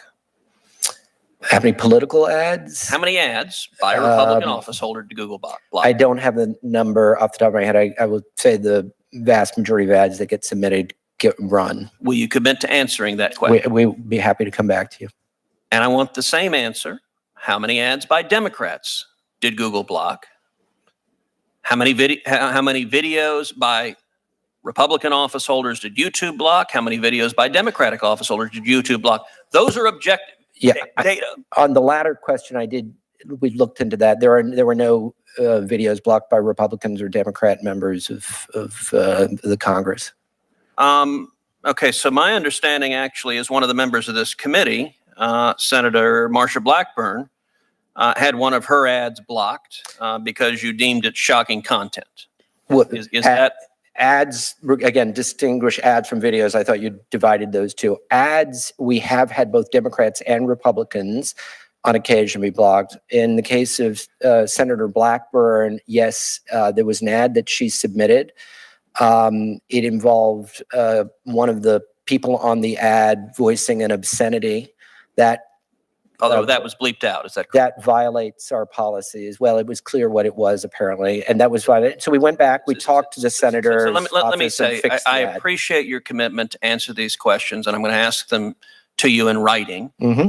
If Google will answer some straightforward questions that provide the data, that may go a long way either to exonerating Google or to demonstrating there's a real problem. And not only on the metric of Republicans versus Democrats, also on the metric of how many pro-life ads has Google refused to run. This committee has heard testimony, for example, that the movie Unplanned, the true story about a former employee of Planned Parenthood, Google refused to run their ads. So that's a question I'd like an answer to. How many pro-life ads did Google refuse to run, and how many pro-choice ads did Google refuse to run? Likewise, how many pro-Israel ads has Google refused to run? How many anti-Israel ads? Those data, right now, Google is a black box and nobody knows. Let me ask another question. What was the average ad rate Google charged the Trump campaign in the 2016 campaign? Ad rates, Senator, are set by auction. So Democrats, Republicans, it's entirely based on when they would want to run. There is an average ad rate. That is a number. It would be the average of the rate you charged across the board. And I'm going to ask you in writing, what was the average ad rate that the Trump campaign paid and the Clinton campaign paid? And if those two numbers are roughly equal, that will indicate one thing. If those two numbers are wildly different, that may indicate something else. And right now, it is Google that knows that. And as far as I know, nobody else. If I may, again, just on ads specifically, all ads are not the same. In other words, if you are running a banner headline on YouTube, that may be a higher price than a lower, less. So it's a matter of going to be like for like. That would be fabulous, and you're more than welcome to break it down. The average banner ad rate for the Trump campaign was X, and the average, if there are three different types of ads, break it down in whatever category, but compare apples to apples. And if I could also, Senator, we do have all of the advertising spending for all members on our website where we publicize this. There's a transparency report that we put out annually on spending by candidates. It's all up there. Welcome to we'll be happy to point it out to your staff. Now, let me ask you, some have asked, well, gosh, who would possibly think that Google was discriminating against conservative views? The senior leadership at Google, does it lean left or does it lean right? Senator, senior leadership, that the whole team consists of people from a variety of different perspectives from outside of the United States, from American. Mr. Bhatia, you're doing something rather remarkable, which is you're managing to be less candid than Mark Zuckerberg. Mr. Zuckerberg, when he testified before this committee, admitted Silicon Valley is overwhelmingly liberal, and anyone operating in the realm of simple reality would acknowledge that. Would you agree with that? Senator, I go back to 100,000 people, 70, 80 different countries, leadership teams pulled from all over the world. I don't think it's a matter of easy caricature. The days when we were just a Silicon Valley company. Let's focus on some simple data. It's where data is helpful. I did an FEC analysis in 2016 of senior executives at Google, people who had the title of some form of executive, vice president, or director. Found at least 88 unique senior officials at Google who made contributions to the Hillary Clinton campaign. 88. Do you know how many senior executives at Google made contributions to the Trump campaign? Senator, it's not my business to look into that. Care to field a guess? 0. Goose egg. Not a single one. This ain't close that you can't say, gosh, I don't know anything about the politics here. That is disconnected from reality. Let's look at another example. Senator Blackburn asked about the advisory council that you put together on artificial intelligence. One of the people on that advisory council was Kay Coles-James, who was the head of the Heritage Foundation. Yes, sir. You worked at the Heritage Foundation, I did. I believe you said. Do you consider the Heritage Foundation some fringe organization? No, Senator, I consider it a conservative organization. So 2,500 Google employees signed a petition to have Ms. James removed from the council. And they said, quote, by appointing James to the ATEAC, Google elevates and endorses her views, implying that hers is a valid perspective worthy of inclusion in its decision-making. This is unacceptable. So you have 2,500 employees at Google saying that Ms. James, who, by the way, is an African-American woman, was one of the first women to desegregate the Richmond public schools. 2,500 Google employees saying that her view is not valid or worthy of inclusion. Google, in response to this, dissolved the entire committee. Do you understand when you see that kind of bias saying a conservative African-American woman's views are not valid and not worthy of inclusion, that the American people would say, these guys are silencing voices they disagree with? Senator, the 2,300 amounts to something around 2% of the Google employees. But Google acted on their recommendation. No, You Senator. dissolved the committee. We did not, Senator. What happened in that situation was it was a committee that consisted of a number of members. As time progressed, a number of members of the committee, other than Ms. James, decided to fall off the committee, to withdraw from the committee. So is it your testimony, Mr. Bhatia, because I'm finding this difficult to credit? Is it your testimony that Google did not dissolve the committee because your employees were mad that anyone right of center was included? We dissolved the committee, Senator. I think we were clear at the end of the day that it was not going to be viable to continue the council, given what we were seeing happening with other members of the committee. In a March 18 email to at least 17 other Google employees, Google employee Liam Hopkins stated that, quote, PragerU, Jordan Peterson, Ben Shapiro et al. Are all Nazis. This is a quote. Are using dog whistles. He further suggested that Google isolate this, quote, far-right content. Is it your judgment that Mr. Prager, Mr. Peterson, and Mr. Shapiro are Nazis? No, Senator. At least two of the three, Mr. Prager and Mr. Shapiro, are Orthodox Jews. Are you familiar with any Orthodox Jews who are Nazis? No, Senator. Is that not a horrifically offensive, nutty statement? Senator, we have 100,000 people in the company, and there are 5, 7 times the number of people working in Congress. We have people who will say things on there were chat rooms and other things. Google employees on that email. Did even one of them object to this characterization? I don't know whether they did or not, Senator. We have a lot of these chat rooms that go on. People say things in chat rooms that certainly don't reflect the views of the company. It's not unlike many other workplaces around the world where people may say things that don't reflect the views of the leadership team and management, where, it is what it is. Do you understand why people would be skeptical of Google's judgment and the radical politics of Google's employees when you believe Orthodox Jews like Mr. Prager and Mr. Shapiro are secretly Nazis? Again, Senator, this is a statement that was made by an individual employee on some chat room board.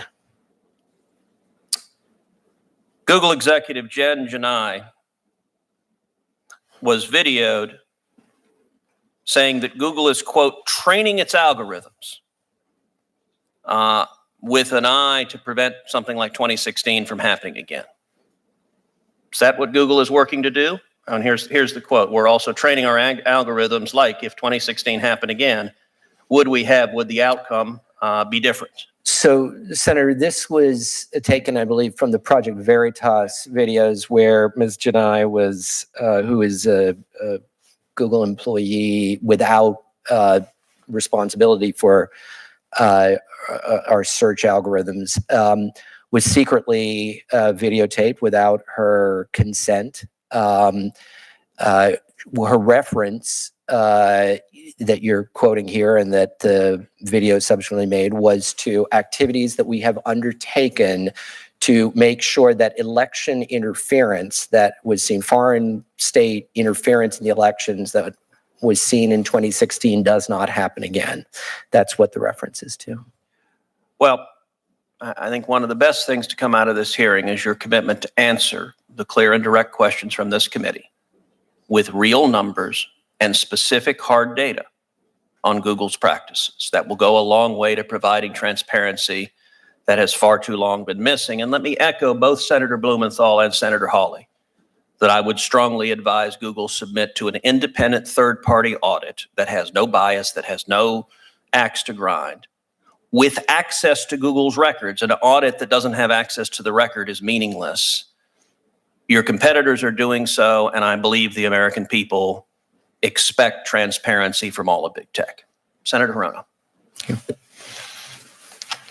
Just for clarification, so my understanding is that Google has a very different business model than Twitter or Facebook. So while those entities can agree to a third-party audit that would include, content, looking into their records in a way that they can that still enables them to retain their business methods or whatever it is, but you're in a very different kind of category. Is that why you're having such a hard time saying that you would submit to a third-party audit of your content moderation practices? Well, Senator, we are in a very different space. We're not a social media platform the way the other companies, Facebook and Twitter you referenced, are. We're actually in many different platforms, and we have Gmail, we have Android, so there are a lot of different parts to our business. Certainly that adds to the complication. So you were asked whether, regarding your ads, okay, I understand that the business model is very different. So you were asked whether, you've taken down pro-life, pro-choice, pro-Israel, anti-Israel ads. Do you have an algorithm that actually flags out these words? No. Or so No, how would you even be able to respond to a question if your algorithms don't even flag out these kinds of these ads based on these identifying terms? Yeah, we are, as I explained before, what we do is create algorithms that try and surface the most responsive results. We don't factor in, whether they contain the word Israel or abortion or any of the other things. So they're not constructed that way. So Google is a multi-billion-dollar business. So regardless of your employees exercising their First Amendment rights to put whatever things that they want to put out there you don't even agree with. I mean, Google is a business. Does it make business sense for Google to start doing content moderation that's based on somebody's political affiliations or their views? Does that even make sense? Absolutely not. And if we lose user trust, it will be damaging to our business. Thank you. Thank you. All right. Thank you, Mr. Bhatia. Thank you. Thank you for your testimony. I appreciate your coming. The Senate is right now in the midst of three votes. So what we're going to do is we're going to briefly recess this committee, go and cast those votes. There are 3 votes. So we're at the tail end of the first vote. And so we will vote on those 3. I will ask members of the committee to vote at the very beginning of the third vote. And as soon as we do so, we will come back and convene the second panel. But for now, the committee is temporarily recessed. Thank you.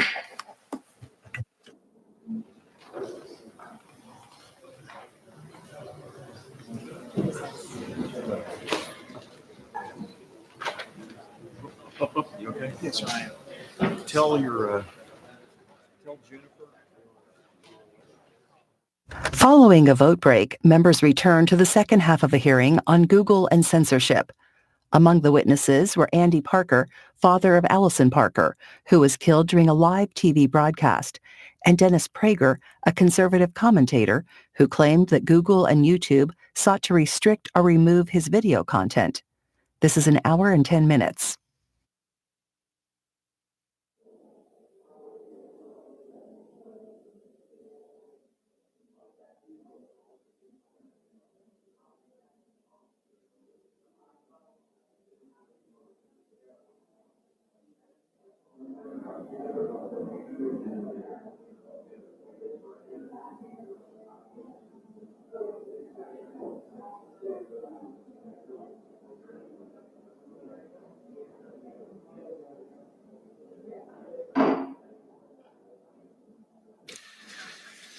Good afternoon, everyone, and welcome back. I would ask each of the witnesses for the second panel to please take your seats.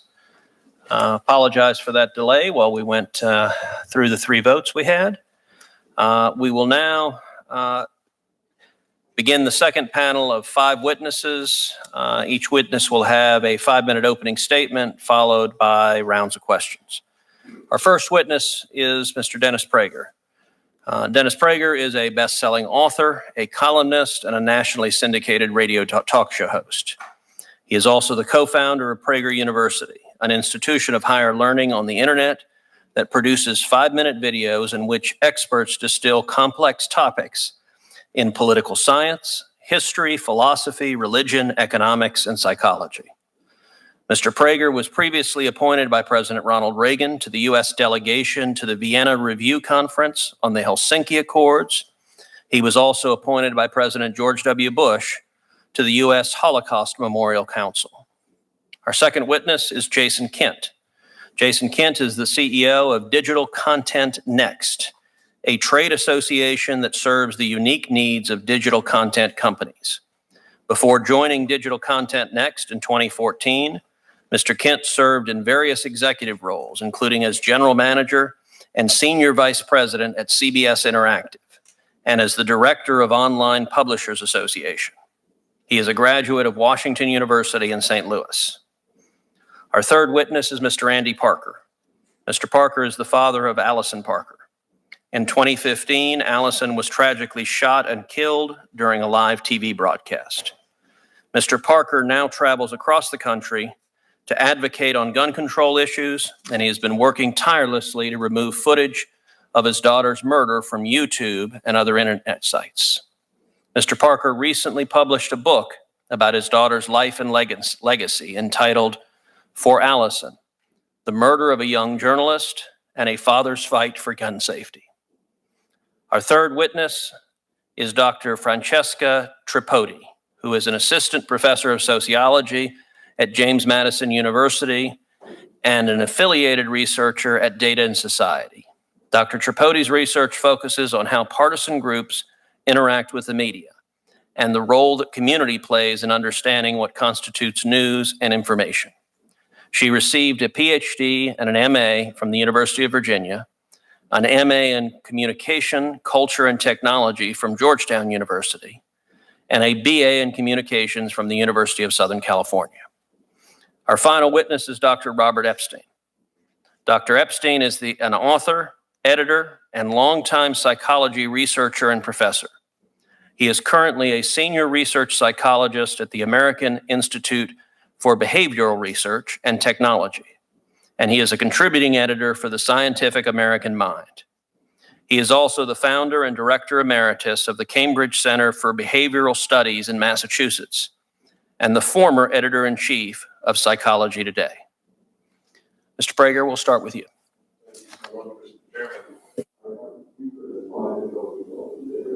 Microphone. Okay. Do I get my 20 You would seconds think back? a radio host would know how to You do would, that. you would. That is a very fine point. I have no response. I will take just a moment, because my opening comment is under 5 minutes, just to respond on the issue of the Ten Commandments video that was placed on the restricted list by Google. The representative from Google mentioned that a reason that it would be on the restricted list was that it contains mentions of murder. So I was thinking I have a solution that will, I think, appeal to Google. I will re-release it as the 9 Commandments. That should solve the problem of including murder in my discussion of the 10 Commandments. And as regards the swastika, yes, there is a swastika. It is, again, in the commandment of do not murder, wherein I show that murder, there are people who believe murder is all right even today. And I use the swastika and the hammer and sickle as 2 examples. I would think we would want young people to associate the swastika with evil. That was why I had a swastika. It is an honor to be invited to speak in the United States Senate, but I wish I were not so honored, because the subject of this hearing, Google and YouTube's, and for that matter, Twitter and Facebook's suppression of internet content on ideological grounds, threatens the future of America more than any external enemy. In fact, never in American history has there been as strong a threat to freedom of speech as there is today. Before addressing this, however, I think it important that you know a bit about me and the organization I co-founded, Prager University, PragerU, as it is often referred to. I was born in Brooklyn, New York. My late father, Max Prager, was a CPA and an Orthodox Jew who volunteered to serve in the U.S. Navy at the start of World War II. My father's senior class thesis at the City College of New York was on anti-Semitism in America. Yet despite his keen awareness of the subject, he believed that Jews living in America were the luckiest Jews to have ever lived. He was right. Having taught Jewish history at Brooklyn College, written a book on anti-Semitism, and fought Jew hatred my whole life, I thank God for living in America. It breaks my heart that a vast number of young Americans have not only not been taught how lucky they are to be Americans, but have been taught either how unlucky they are or how ashamed they should be. It breaks my heart for them, because contempt for one's country leaves a terrible hole in one's soul, and because ungrateful people always become unhappy and angry people. And it breaks my heart for America, because no good country can survive when its people have contempt for it. I have been communicating this appreciation of America for 35 years as a radio talk show host, the last 20 in national syndication with the Salem Radio Network, an organization that is a blessing in American life. One reason I started PragerU was to communicate America's moral purpose and moral achievements, both to young Americans and to young people around the world. With 1 billion views a year, and with more than half of the viewers under age 35, PragerU has achieved some success. My philosophy of life is easily summarized. God wants us to be good. Period. God without goodness is fanaticism, and goodness without God will not long endure. Everything I and PragerU do emanates from belief in the importance of being a good person. That some label us extreme or quote haters only reflects on the character and the broken moral compass of those making such accusations. They are the haters and extremists. PragerU releases a 5-minute video every week. Our presenters include 3 former prime ministers, 4 Pulitzer Prize winners, liberals, conservatives, gays, blacks, Latinos, atheists, believers, Jews, Christians, Muslims, and professors and scientists from MIT, Harvard, Stanford, and a dozen other universities. Do you think the Secretary General of NATO, or the former prime ministers of Norway, Canada, or Spain, or the late Charles Krauthammer, or Philip Hamburger, distinguished professor of law at Columbia Law School, would make a video for an extreme or hate-filled site? The idea is not only preposterous, it is a smear. Yet Google, which owns YouTube, has restricted access to 56 of our 320 5-minute videos and to other videos we produce. Restricted means families that have a filter to avoid pornography and violence cannot see that video. It also means that no school or library can show that video. Google has even restricted access to a video on the 10 Commandments, as we have seen. Yes, the 10 Commandments. We have repeatedly asked Google why our videos are restricted. No explanation is ever given. But of course we know why. Because they come from a conservative perspective. Liberals and conservatives differ on many issues, but they have always agreed that free speech must be preserved. While the left has never supported free speech, liberals always have. I therefore appeal to liberals to join us in fighting on behalf of America's crowning glory, free speech. Otherwise, I promise you, one day you will say, first they came after conservatives, and I said nothing. And then they came after me, and there was no one left to speak up for me. Thank you. Thank you, Mr. Prager. Mr. Kent. Good afternoon, Senator Cruz, Ranking Member Hirono, and members of the committee. Thank you for the opportunity to appear before you today. I am the CEO of Digital Content Next, and I'm here to speak on behalf of high-quality digital publishers. DCN is the only association exclusively focused on the future of publishing. Our members include some of the most trusted brands on the web, hundreds of them, large and small, old and new, from the Wall Street Journal to the New York Times, Disney, Warner Media, NBC, and Fox, to native digital publishers like The Insider and IJR and the Texas Tribune. I was invited here today to specifically address Google, a company which reaches billions of people across its platforms, on which it determines the rules and limits access to its massive data pool. At the same time, Google leverages this data to compete against those who depend on its platforms. The web was supposed to be competitive and open, but it simply lost much of that vision as Google's dominance has grown. Google is the primary gatekeeper to any digital content business in 4 ways, which I'll cover today. I'll call them the 4 Ds: discovery and design of the content, and then the data and the dollars that come from consuming the content. First, discovery. Prior to my move to Washington, I spent over 20 years running digital media businesses. Like publishers today, we had entire teams focused on optimizing content for the maximum clicks from Google search, as it controls more than 90% of the search market. Over time, Google has pushed search results off the first screen in favor of more lucrative Google ads and Google's own properties. Second, design. Google, more than any company, influences the design of our members' content. Google's web browser, Chrome, is responsible for more than 60% of the traffic on the web.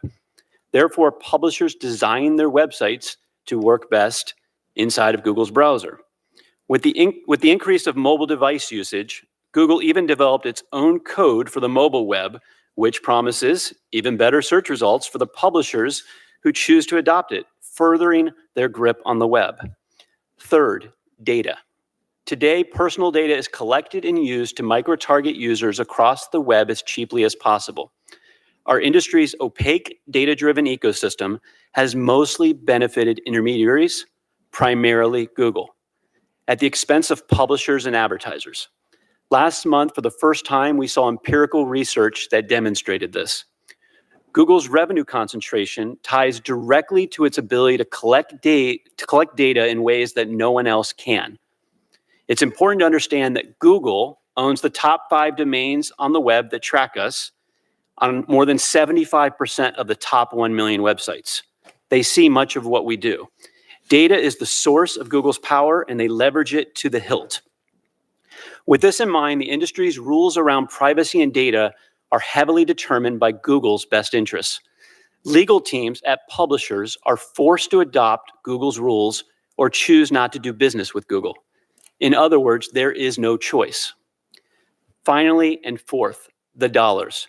We've been on record since 2015 describing the duopoly of digital advertising, where almost all the incremental growth in our industry is going to Google and Facebook. But in the case of Google, it has cornered the advertising server market. On the supply side, advertising teams are optimizing for Google's ad server and the often opaque business rules and measurements that Google establishes. And on the demand side, because Google oversees more advertising demand than any of the top 5 advertising agencies, Google is able to, in effect, set the prices of ads in the auction markets. Google determines the rules of their auctions with full knowledge whether or not they will help Google or they will help publishers. It can't be both. To make matters worse, all of these products hinge on Google's algorithms, which are shrouded in a proprietary black box of secrecy, which absorbs most of the data across the web and spits out profits according to how Google decides to tune them. In closing, I want to thank Chairman Cruz and Ranking Member Hirono for convening today's hearing. From my perspective, it's abundantly clear that Google dominates the digital landscape and uses that dominance to enhance its own bottom line to the detriment of the marketplace and, most importantly, consumers. In the absence of meaningful competition or constraints, the question we as a society must be asking ourselves is whether we're comfortable with the world that Google is creating for us. It is time to end Google's stranglehold on digital media. I thank you, and I look forward to your questions. Thank you, Mr. Kent. Mr. Parker. Mr. Chairman, Ranking Member Hirono and Senator Blackburn, thank you all for hearing my testimony today. In August 2015, my daughter, journalist Allison Parker, was shot and murdered while reporting on live television. The unimaginable pain felt by my family was amplified after the killer uploaded a first-person video of the murder to YouTube. I pledged to honor my daughter's memory and advocate for sensible gun laws so that others wouldn't suffer the same fate as Allison. In response to my advocacy, countless people have targeted me, my family, and Allison's boyfriend online, claiming that Allison's death was part of a conspiracy to seize their guns. They have taken the gruesome footage of my daughter's murder, edited it into videos, and flooded YouTube and other social media platforms with hate-filled diatribes maligning us. As the company with a virtual monopoly on internet search and online video hosting, Google has a duty to make sure the information they make accessible to the world is based on facts and not harmful conspiracy theories. I implored Google and YouTube to take down the footage of her murder and the related conspiratorial content. Their response was to suggest that I view and flag the content I found offensive. Instead of self-policing, they put the onus on me. In essence, they wanted me to watch my daughter's murder and explain to a robot why it should be removed. I never have, nor will I ever watch any of it for obvious reasons. So in 2017, I reached out to Lenny Posner, whose son Noah was murdered in the Sandy Hook shooting, and the Honor Network, who worked long hours flagging videos so that I was spared. Although hundreds of videos have been taken down due to their diligence, they are often stymied with even with an enforceable copyright. I've engaged in direct communications with Google regarding the proliferation of these videos, but while they profess a desire to help, in reality, they do nothing. On May 1st of this year, in the company of Georgetown University Civil Rights Law Clinic, I had a video conference with representatives from Google regarding specific content and our attempts to have it removed. Their response was, "We're really trying." Since that meeting, there has been nothing but silence until Coincidentally, not so, but today we got an email from them at 9:47 a.m. Thanks to Section 230, Google has complete immunity and therefore no incentive to respond. And you saw some of the examples earlier. In an utter failure of their AI, one video was self-flagged by Google, then later the flag was removed. Some videos were not removed and instead given this label, this video may be inappropriate for some users. That was also shown today, which is tantamount to a perverse invitation to click and watch. The video has had over 700,000 views and was specifically pointed out to Google in our teleconference, and it's still up as we speak. I understand that the general purpose of this hearing is to consider whether internet gatekeepers such as Google should or should not censor the speech of the politically unpopular. However, it is important to note that turning a blind eye to targeted harassment over the internet in the name of preserving free speech has real-world and life-altering consequences. Furthermore, this harassment itself has a significant chilling effect on free speech and public advocacy of the people these conspiracy theorists target. Even though some on this committee may not agree with my cause, they must recognize that the harassment and threats of violence I faced was an attempt to intimidate me, prevent me from telling Allison's story and speaking out against gun violence, and to silence my free speech rights. I recognize the First Amendment gives everyone the right to publicly speculate that the moon landing didn't happen or that the earth is flat. But there's a difference between someone venting about a favorite conspiracy theory and Google turning its platforms over to anonymous users for them to target and harass victims of public tragedies. The former is free speech. The latter is violence.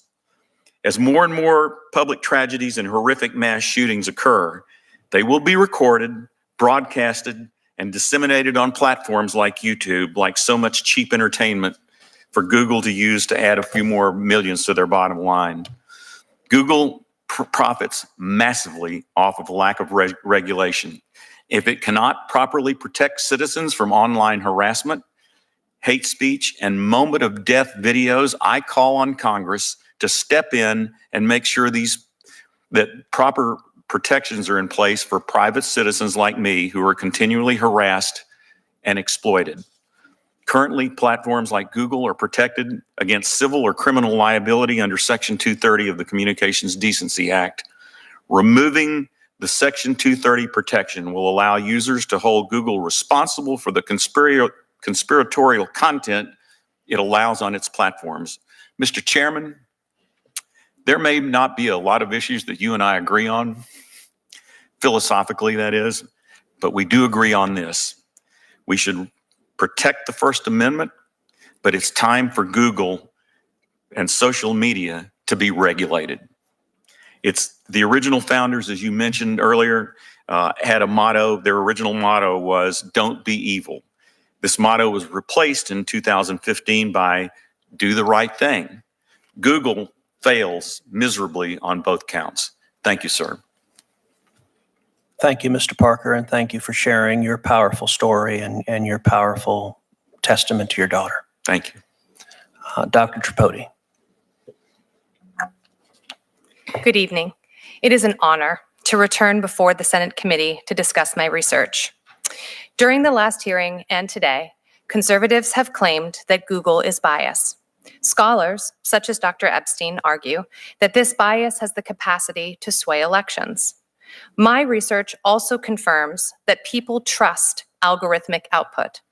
But where we differ is that my research demonstrates that the phrases we choose are encoded with bias before they hit the browser.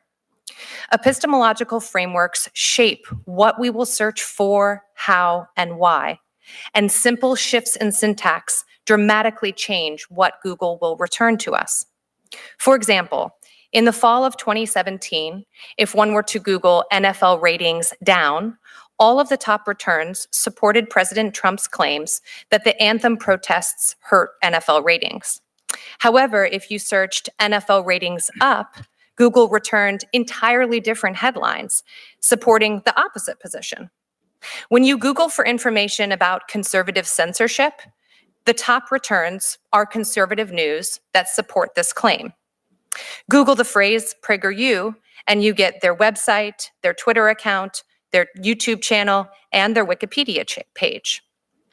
Those interested in learning more from conservative thinkers have ample access to do so.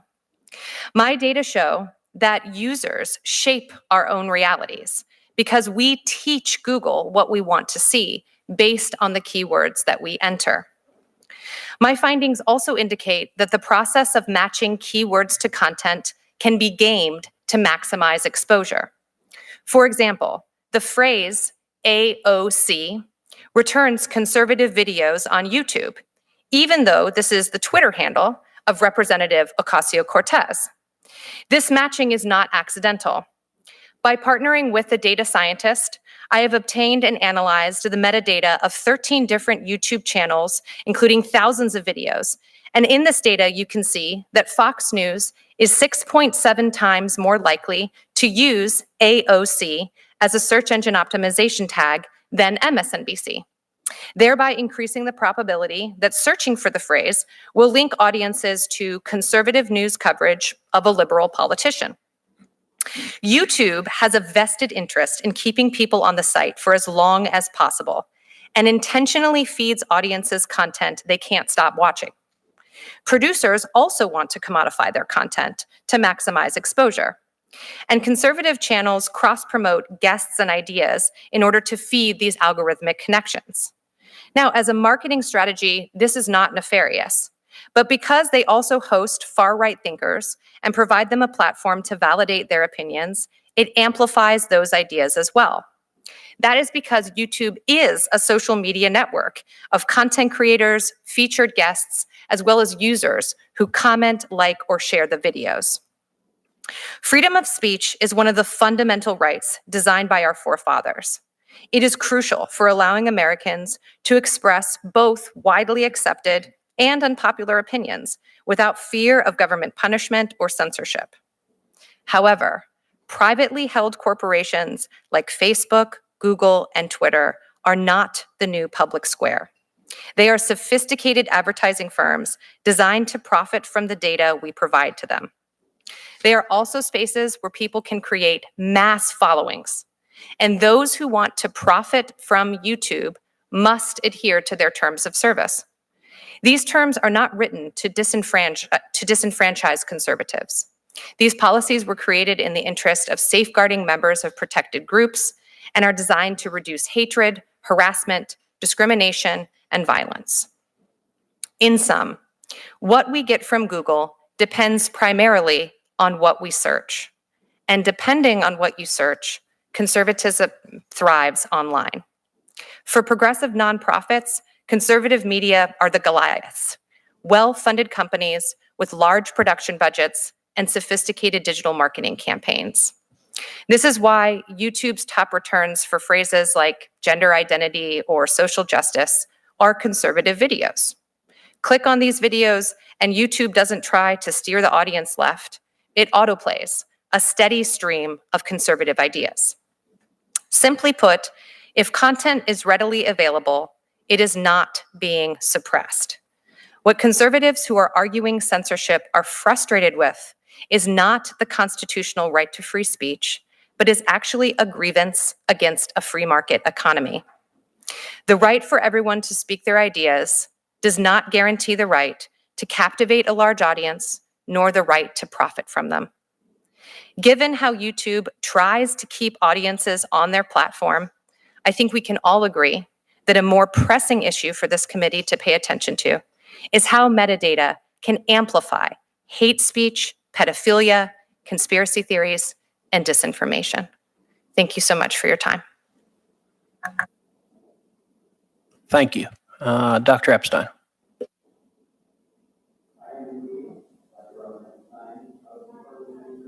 Please turn your microphone on. I am indeed Dr. Robert Epstein.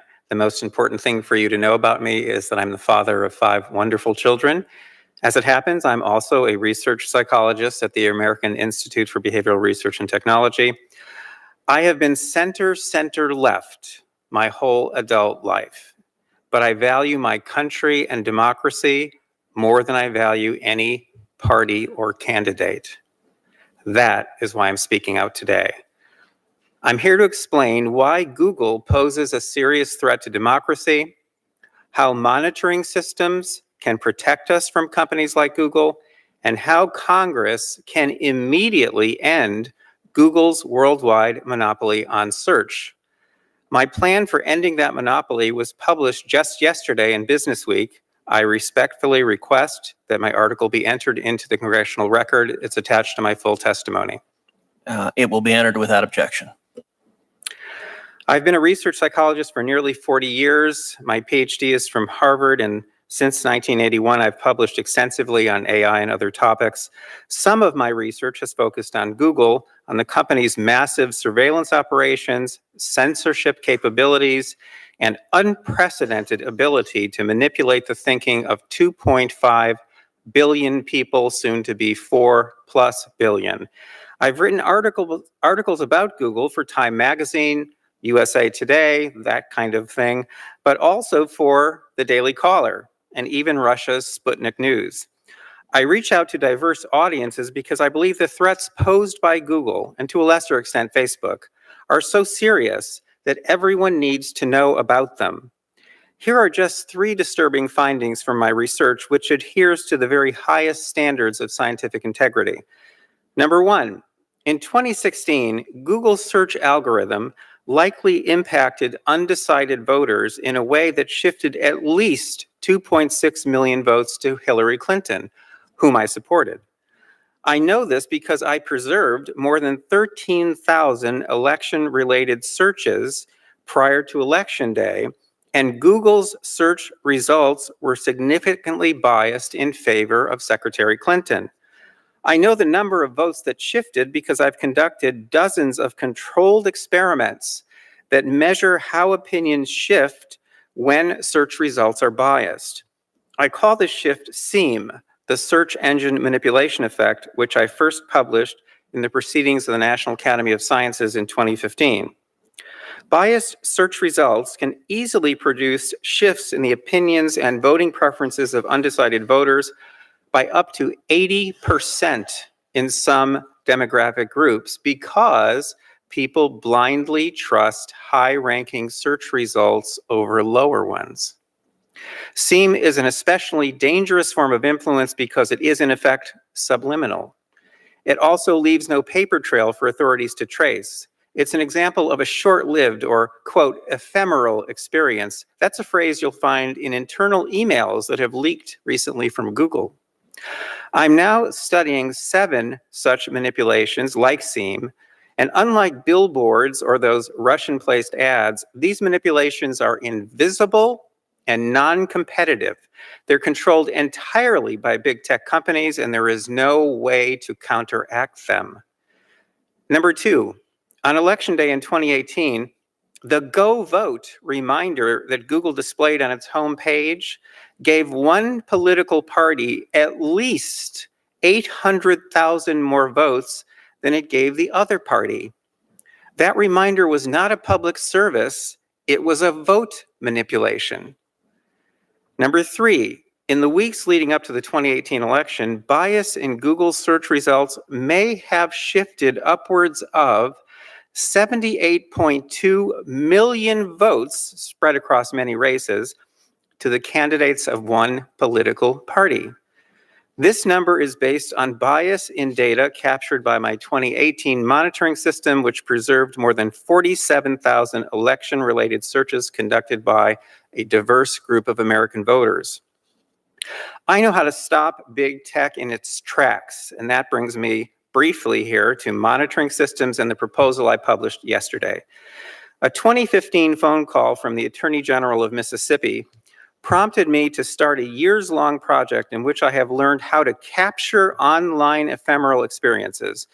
In early 2016, I deployed a system that allowed my team to look over people's shoulders as they conducted online searches with their permission.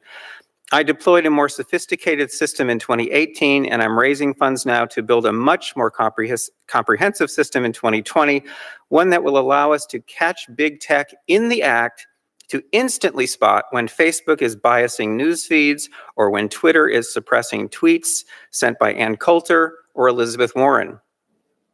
This system must be built to keep an eye on big tech in 2020, because if these companies all support the same candidate, they will have the power to shift 15 million votes to that candidate. To let big tech get away with subliminal manipulation on this scale would be to make the free and fair election meaningless. Finally, regarding yesterday's article, Congress can quickly end Google's worldwide monopoly on search by declaring Google's massive search index, the database the company uses to generate search results, to be a public commons, accessible by all, just as a 1956 consent decree forced AT&T to share all its patents. There is precedent in both law and Google's business practices to justify taking this step, which will make online search competitive again and dramatically diminish Google's power worldwide. In 1961, Eisenhower warned about the possible rise of a technological elite that would control public policy without people's awareness. That elite now exists, and you must determine where we go from here. Chairman Cruz, Ranking Member Hirono, Mrs. Blackburn, other members of the committee, democracy as originally conceived cannot survive big tech as currently empowered. I look forward to your questions. Thank you very much for that fascinating testimony. Senator Blackburn has asked that she might go earlier, so I'll yield my time to her and I'll ask my questions later in this round. Thank you, Mr. Chairman. I appreciate that. We've got a telephone town hall with Tennesseans, but I did not want to miss hearing your testimony because I think this is a tremendously important topic and one that time has arrived for Congress to take some action and to focus on appropriate light touch regulation to hold big tech responsible. And Mr. Epstein, Dr. Epstein, I agree with you.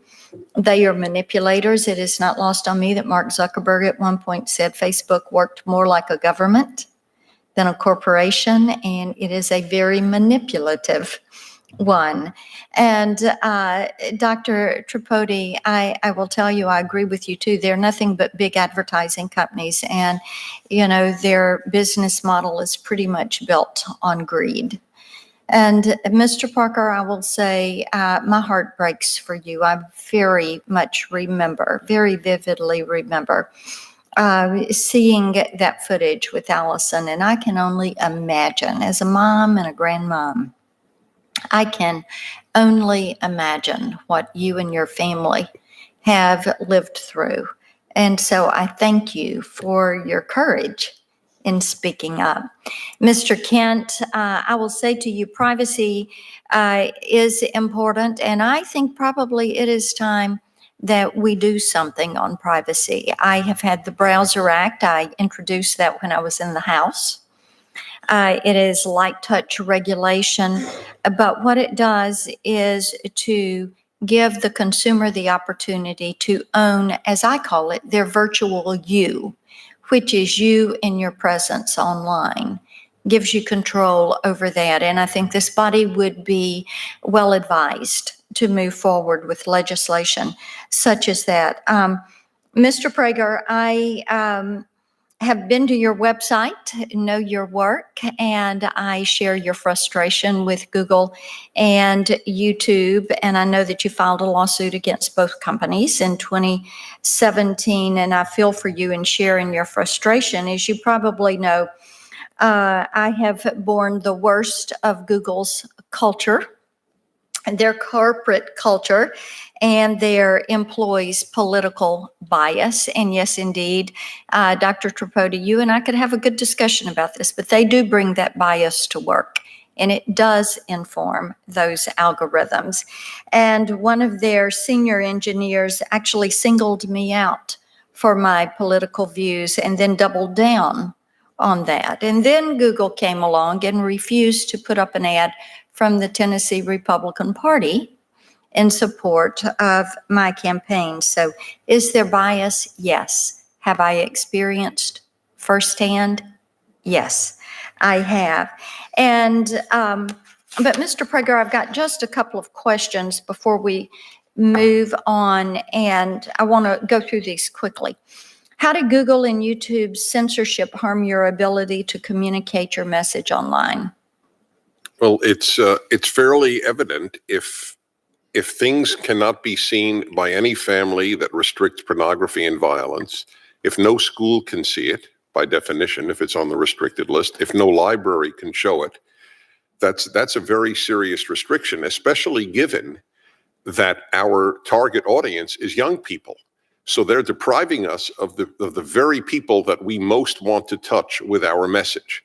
So that's pretty dramatic. And so how did your viewership go down after they restricted you? Well, I can't give you a number, obviously. There's no way of knowing what number of people are in homes that have already have filters and don't even therefore know about a video because it just can't be accessed. We know that many teachers try to show our videos in classes, and they can do it on their own, but they can't do it through the school. What explanation has Google given you for the restrictions? Well, you used the great word frustration. We have gotten none.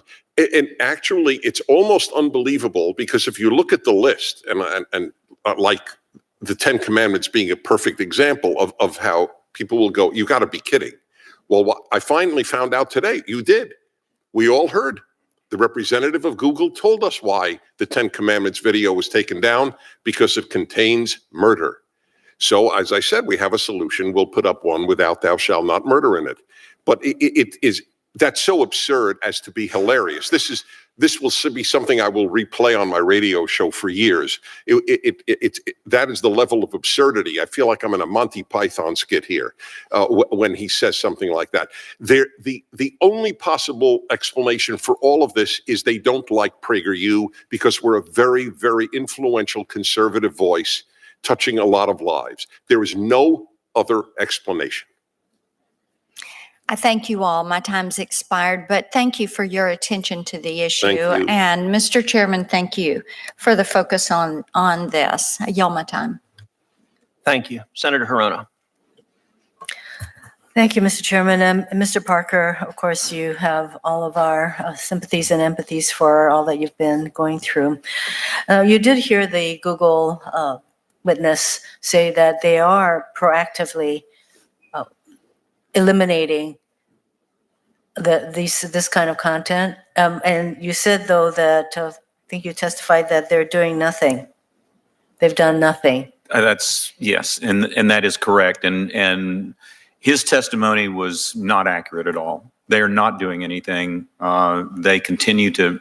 You heard a lot of responses from him today that tap danced around your questions.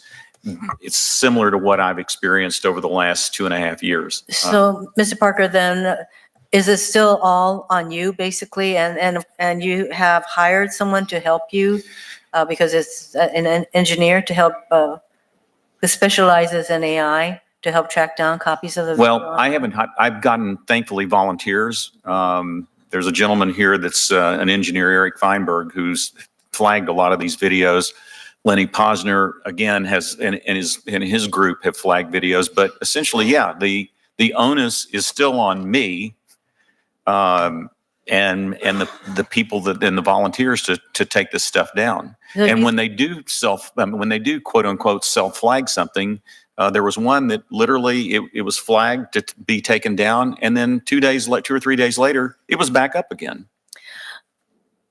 I think in listening to both your perspective and that of the Google witness, there's obviously not a meeting of the minds, and I think it bears further inquiry on, at least on my part.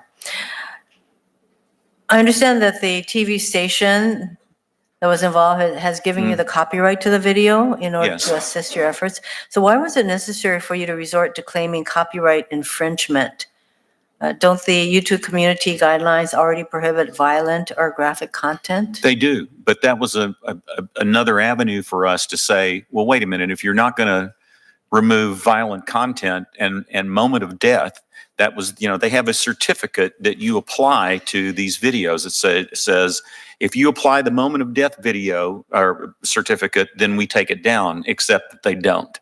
It's what they've done is purely ad hoc, arbitrary, random. There's no rhyme or reason to it. So that was one avenue to if we can't get them to flag content, then we'll go after them for copyright infringement. We own the digital rights to this, and they ignore that too, again, because they can. So the basis of this hearing is that the chairman is trying to show that these platforms figure out a way to just take out conservative content. That is not your question. That's not my issue. That is not your right. issue And I at all. think it's a much more, not that this isn't important, your issue isn't important, but the fact that they're showing murder and execution on the web. Section 230 was, my understanding is that it had been addressed with child pornography, and there was some legislation on that. And I think if we can I would implore this committee and Congress to at least address a narrow issue with this, similar to that precedent, and say, you can't show this stuff. So are you suggesting that Section 230, the exceptions to the immunity from liability be Yes. expanded, possibly, that we should Absolutely, yes. consider that? So for Dr. Tripodi, I think, it's very clear that from the examples you gave, that the inquiry that you put in can come up with totally different results. So I have to say that that when we're told that when search results are biased, but the results are not biased, it's what you're asking that results in the whatever information you get. So there's a lot of stuff on all of these platforms, and this past summer, President Trump tweeted that Google rigs its search results in favor of supposedly in favor of liberal news outlets, but you testified that the results depend on what inquiry you put in. So you can put in a totally innocuous kind of result and get a lot of what would be called conservative content. So based on your research, does Google rig its search results against conservatives? So based on my research, I don't look specifically at rigging within my research, but I look at how algorithms are working. And so algorithms are a product of both the input plus the output. And for me, and what my research demonstrates, is that the input, which is largely driven by the user, does determine the kind of output that you're going to receive. Yeah. So I think that's why, to show that there's an actual bias in how they moderate the content issues, it's not so easy. Not to mention that I think I should, I showed in the draft, or the graph rather, the chart that I showed, that actually there seems to be a lot more content that's put in the restrictive mode, not of PragerU, but of these other entities that are deemed a lot more liberal. So I'm really not understanding Mr. Prager's concerns. Before I end, Mr. Chairman, I would like to get unanimous consent to enter the following into the record: a report titled "Searching for Alternative Facts, Analyzing Scriptural Inference and Conservative News Practices," written by Dr. Tripodi. Without objection. An article entitled "No, Big Tech isn't silencing conservatism," also written by Dr. Tripodi. Without objection. And I ask for unanimous consent to enter the following statements into the record: the statement of Steve Del Bianco of NetChoice, all of the Okay, statements. thank you. And the will be statement entered of into the Baron Zoka of Tech Freedom and the statement of Caleb Watney of R Street. And then I finally asked for unanimous consent to enter into the record an editorial that ran in the Washington Post on July 13th titled, How Congress Can Destroy Social Media. all of those will be Thank entered you, into the Mr. record. Chairman.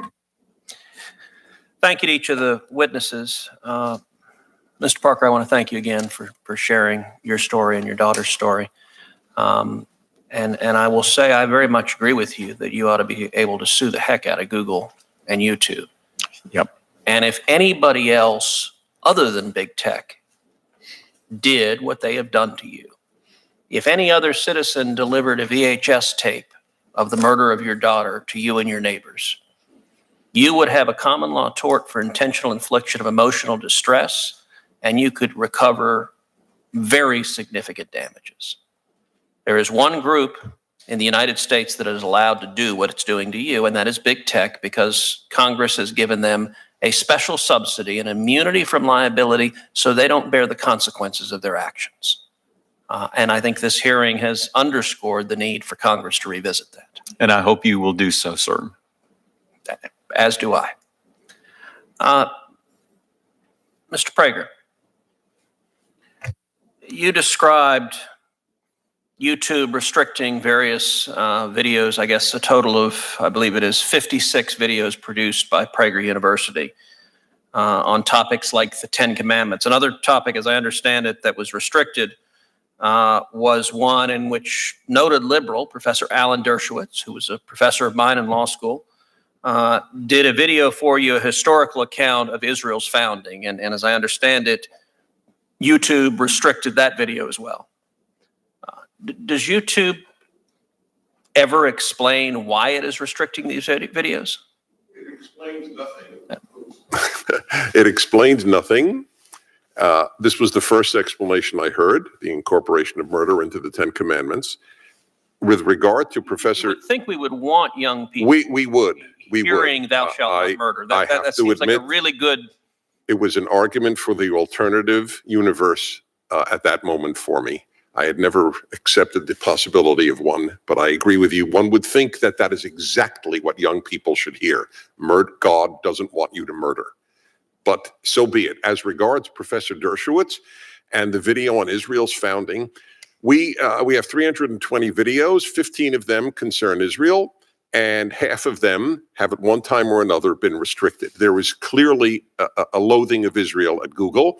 I suspect there is a loathing of America as well. Virtually every video that we have put out that depicts America in a favorable way has also been at some time or another on the restricted list. My favorite example for years was Victor Davis Hanson, this remarkable professor of classics. And he made a video. He's one of the most calm-speaking humans I have ever met. He's the opposite of a grenade-throwing speaker. And the subject was the Korean War. The Korean War in 5 minutes. And it is no longer on the restricted. They go in and out, apparently, in some cases. And that was on the restricted list because, so I try to think, why would that be? And I could only come up with the fact that it shows how noble America's cause in Korea was, that 37,000 Americans died to keep half of the Korean peninsula free. How many people even know that? The Korean War is in the rubbish bin of history, so as Lenin used to put it. It's just unknown. So we want people to be proud of America, not proud of its evils. Of course, America's had evils because it's composed of people and people do evil, but it's largely been extraordinarily good, and they don't want us to depict that. And Mr. Prager, could you describe what the effect is when a video is placed on the restricted list? We heard the representative from Google say, oh, it's no big deal. It's just 2%. You should be just fine with it. What is the effect of Google arbitrarily? Well, as I explained earlier, it can't be seen by vast numbers of parents have filters, totally understandably, given how much junk is on the internet. So this is what's so very important. It not only hurts us in that family can't see that video. It hurts us because then it is a statement by Google that Prager University produces videos on the moral level of pornography.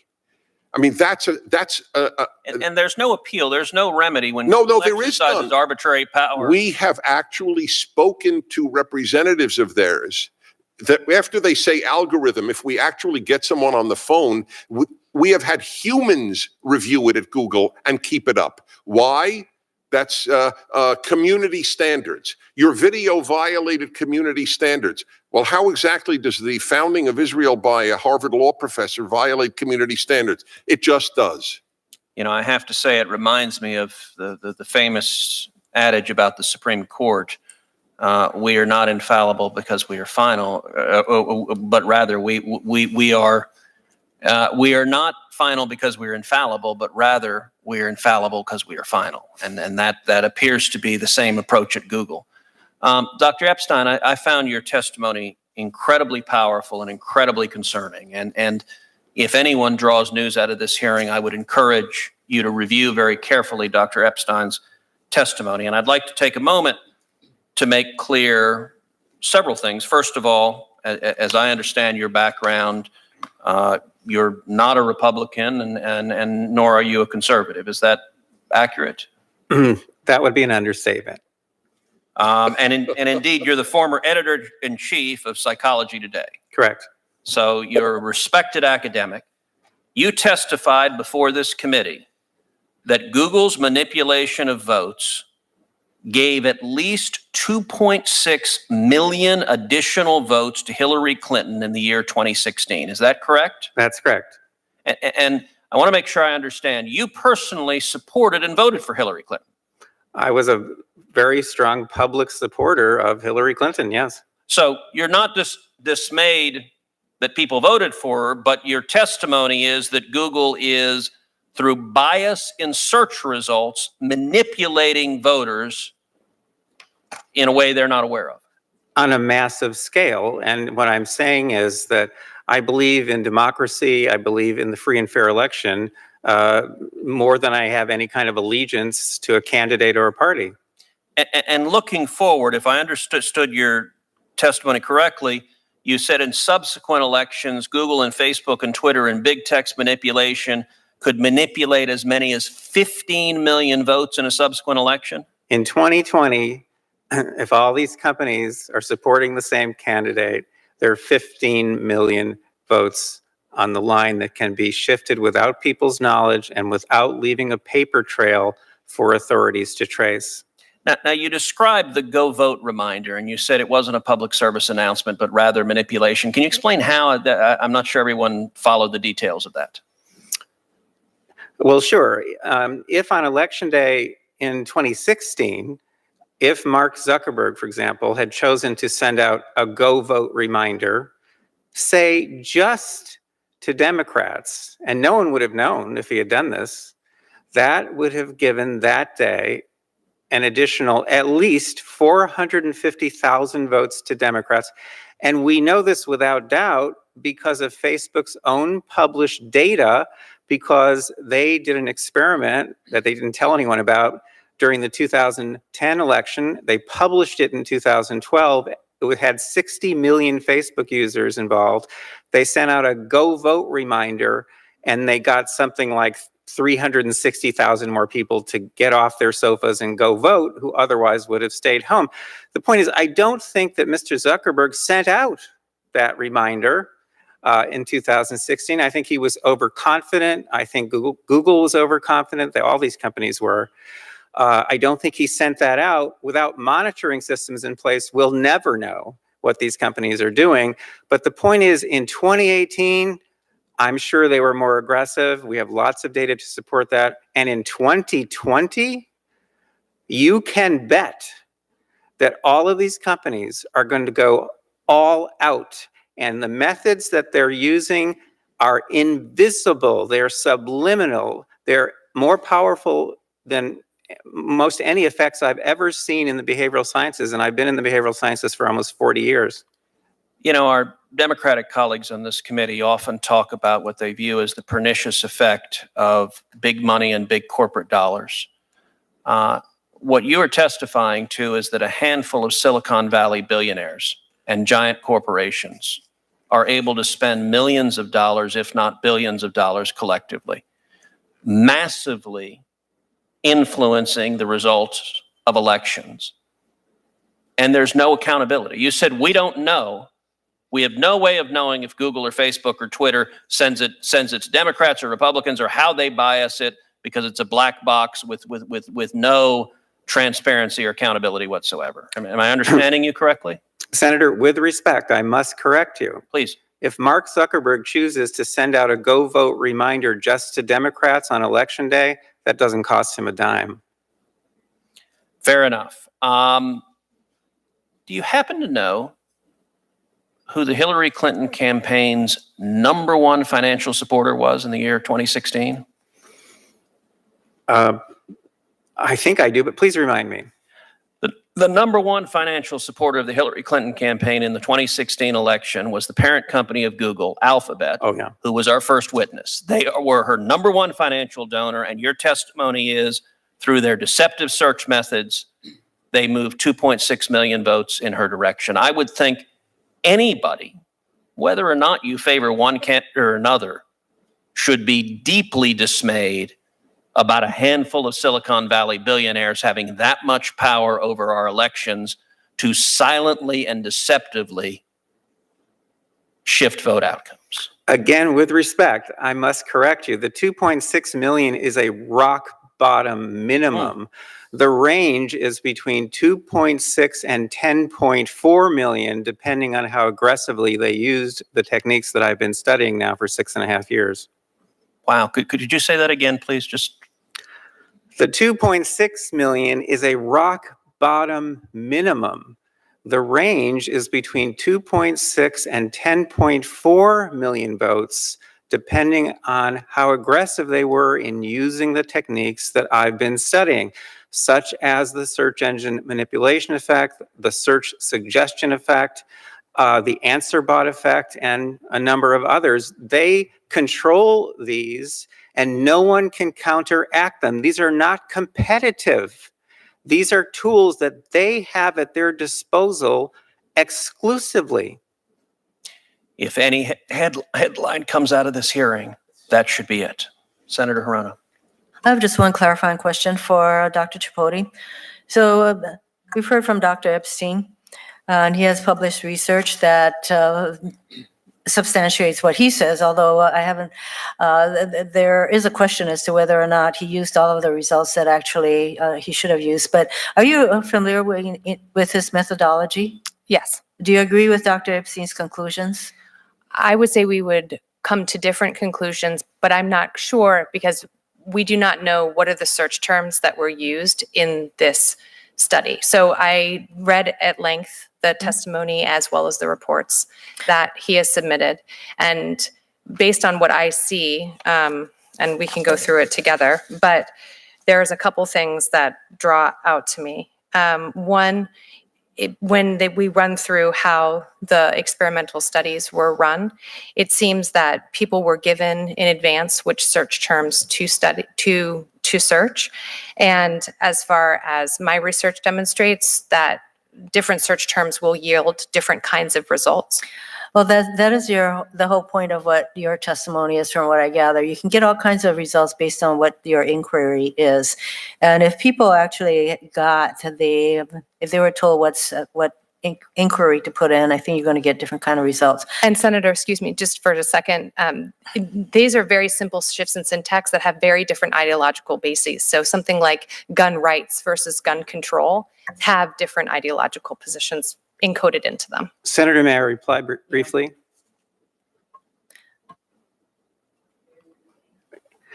Yes, well, we're well aware of that. So obviously, we started with more than 500 terms. We narrowed it down to 250, and we had those rated by independent raters. We only used search terms that were not biased in one direction or another. And again, that's based on ratings by independent raters. We're acutely aware of these kinds of issues, and we control for them.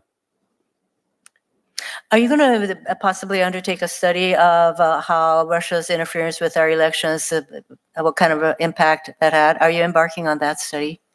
We've looked into that, Senator. I'm very interested in it. I think it's reprehensible. that this kind of thing happens. But in fact, Russia was using several techniques, but mainly targeted ads. And the problem there is they're now in a world, in an environment that's highly, highly, highly competitive. People also can see ads, so they can, use their judgment, and confirmation bias plays a role in how they react to ads. And study you did that you talked about probably has all those kinds of factors as being complicating the picture. Thank you, Mr. Chairman. Dr. Epstein, Senator Hirono questioned your methodology and also said that there were similar problems with search results as there are with ads. I want to give you a full opportunity simply to respond to those criticisms and explain the methodology you used. Well, sure, ads, and fake news stories for that matter, they're visible and they're competitive. So there have always been those kinds of manipulations. Go back 100 years, there have always been fake ads. There have always been fake news stories. And they're competitive. That's a competitive environment. You put up your billboard, I put up my billboard. The problem with the techniques that I've been discovering and quantifying is that they're brand new. The internet has made them possible. They've never been possible before in human history. And they're controlled entirely and exclusively by Google and, to a lesser extent, Facebook. They're brand new. I've had to put names on them one by one as I've discovered them because they're so bizarre.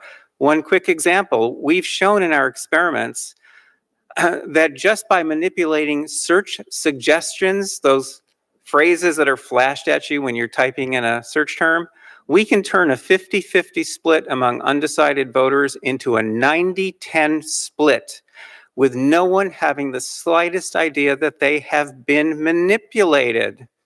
We have reason to believe... Can you put some specificity on that? I don't know if that example can be fleshed out, but...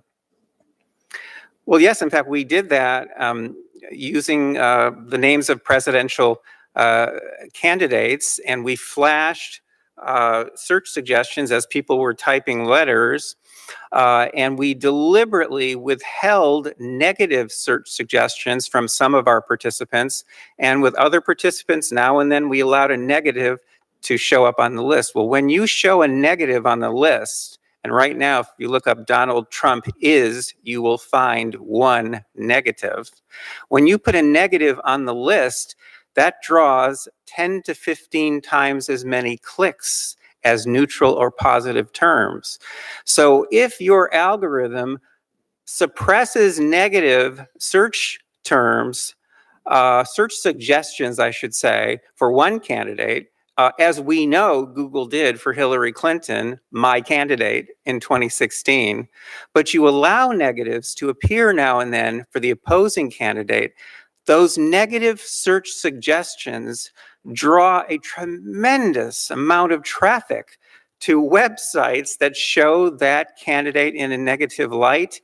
And what I'm telling you is we have shown that using this technique, we can turn a 50-50 split among undecided voters into a 90-10 split with no one having the slightest idea they have been manipulated. We have reason to believe that Google is knowingly, deliberately, strategically manipulating people's thinking and behavior from the very first character people type into the search box. And Dr. Epstein, can you elaborate? You said we have reason to believe that Google is doing this knowingly and deliberately. Can you explain why we have reason to believe that? Well, pull out your cell phones. If you type the letter A into Google's search box, by the way, you should never, ever use google.com, never, because it tracks you. You should use either something like DuckDuckGo, or my favorite is called StartPage, startpage.com, which has full access to Google's index. But the point is, if you type the letter A into the search box, depending on your relationship with Google and how much they know about you, there's a very good chance that you're going to see Amazon listed in the first position, second position, third position, maybe all three positions. Guess what? Amazon is Google's largest advertiser, And Google sends more traffic to Amazon than any other company. These are business partners. And Google is trying to send you to Amazon when you type the letter A. Type in the letter G. For what it's worth, I just typed A. I got Amazon, Area 51 raid, and Amazon Prime. So those are the three Google suggestions, two of which are Amazon. Wow, that's actually something, because I'm assuming you don't block them in any way, so they know all about you, and they're still trying to send you to Amazon and Amazon Prime. But type in the letter G and you'll get something different. If you type in the letter G, there's a good chance you're going to get a list of Google products. They're trying to send you to Google. And the lesson here for all of us is, if you start a company, make sure the name of it does not begin with the letter G. Thank you very much. Thank you to each of you for very illuminating testimony. I appreciate your being here. I want to thank all the witnesses who testified before the subcommittee. We will be keeping the hearing record open for an additional 2 weeks, which means the record will be closed at the end of the business day on Tuesday, July 30th, 2019. Senators may submit follow-up questions to witnesses by that date. And if there are follow-up questions, the witnesses are asked to respond as soon as possible in writing. And with that, this hearing was not sponsored by the letter G, and this hearing is adjourned.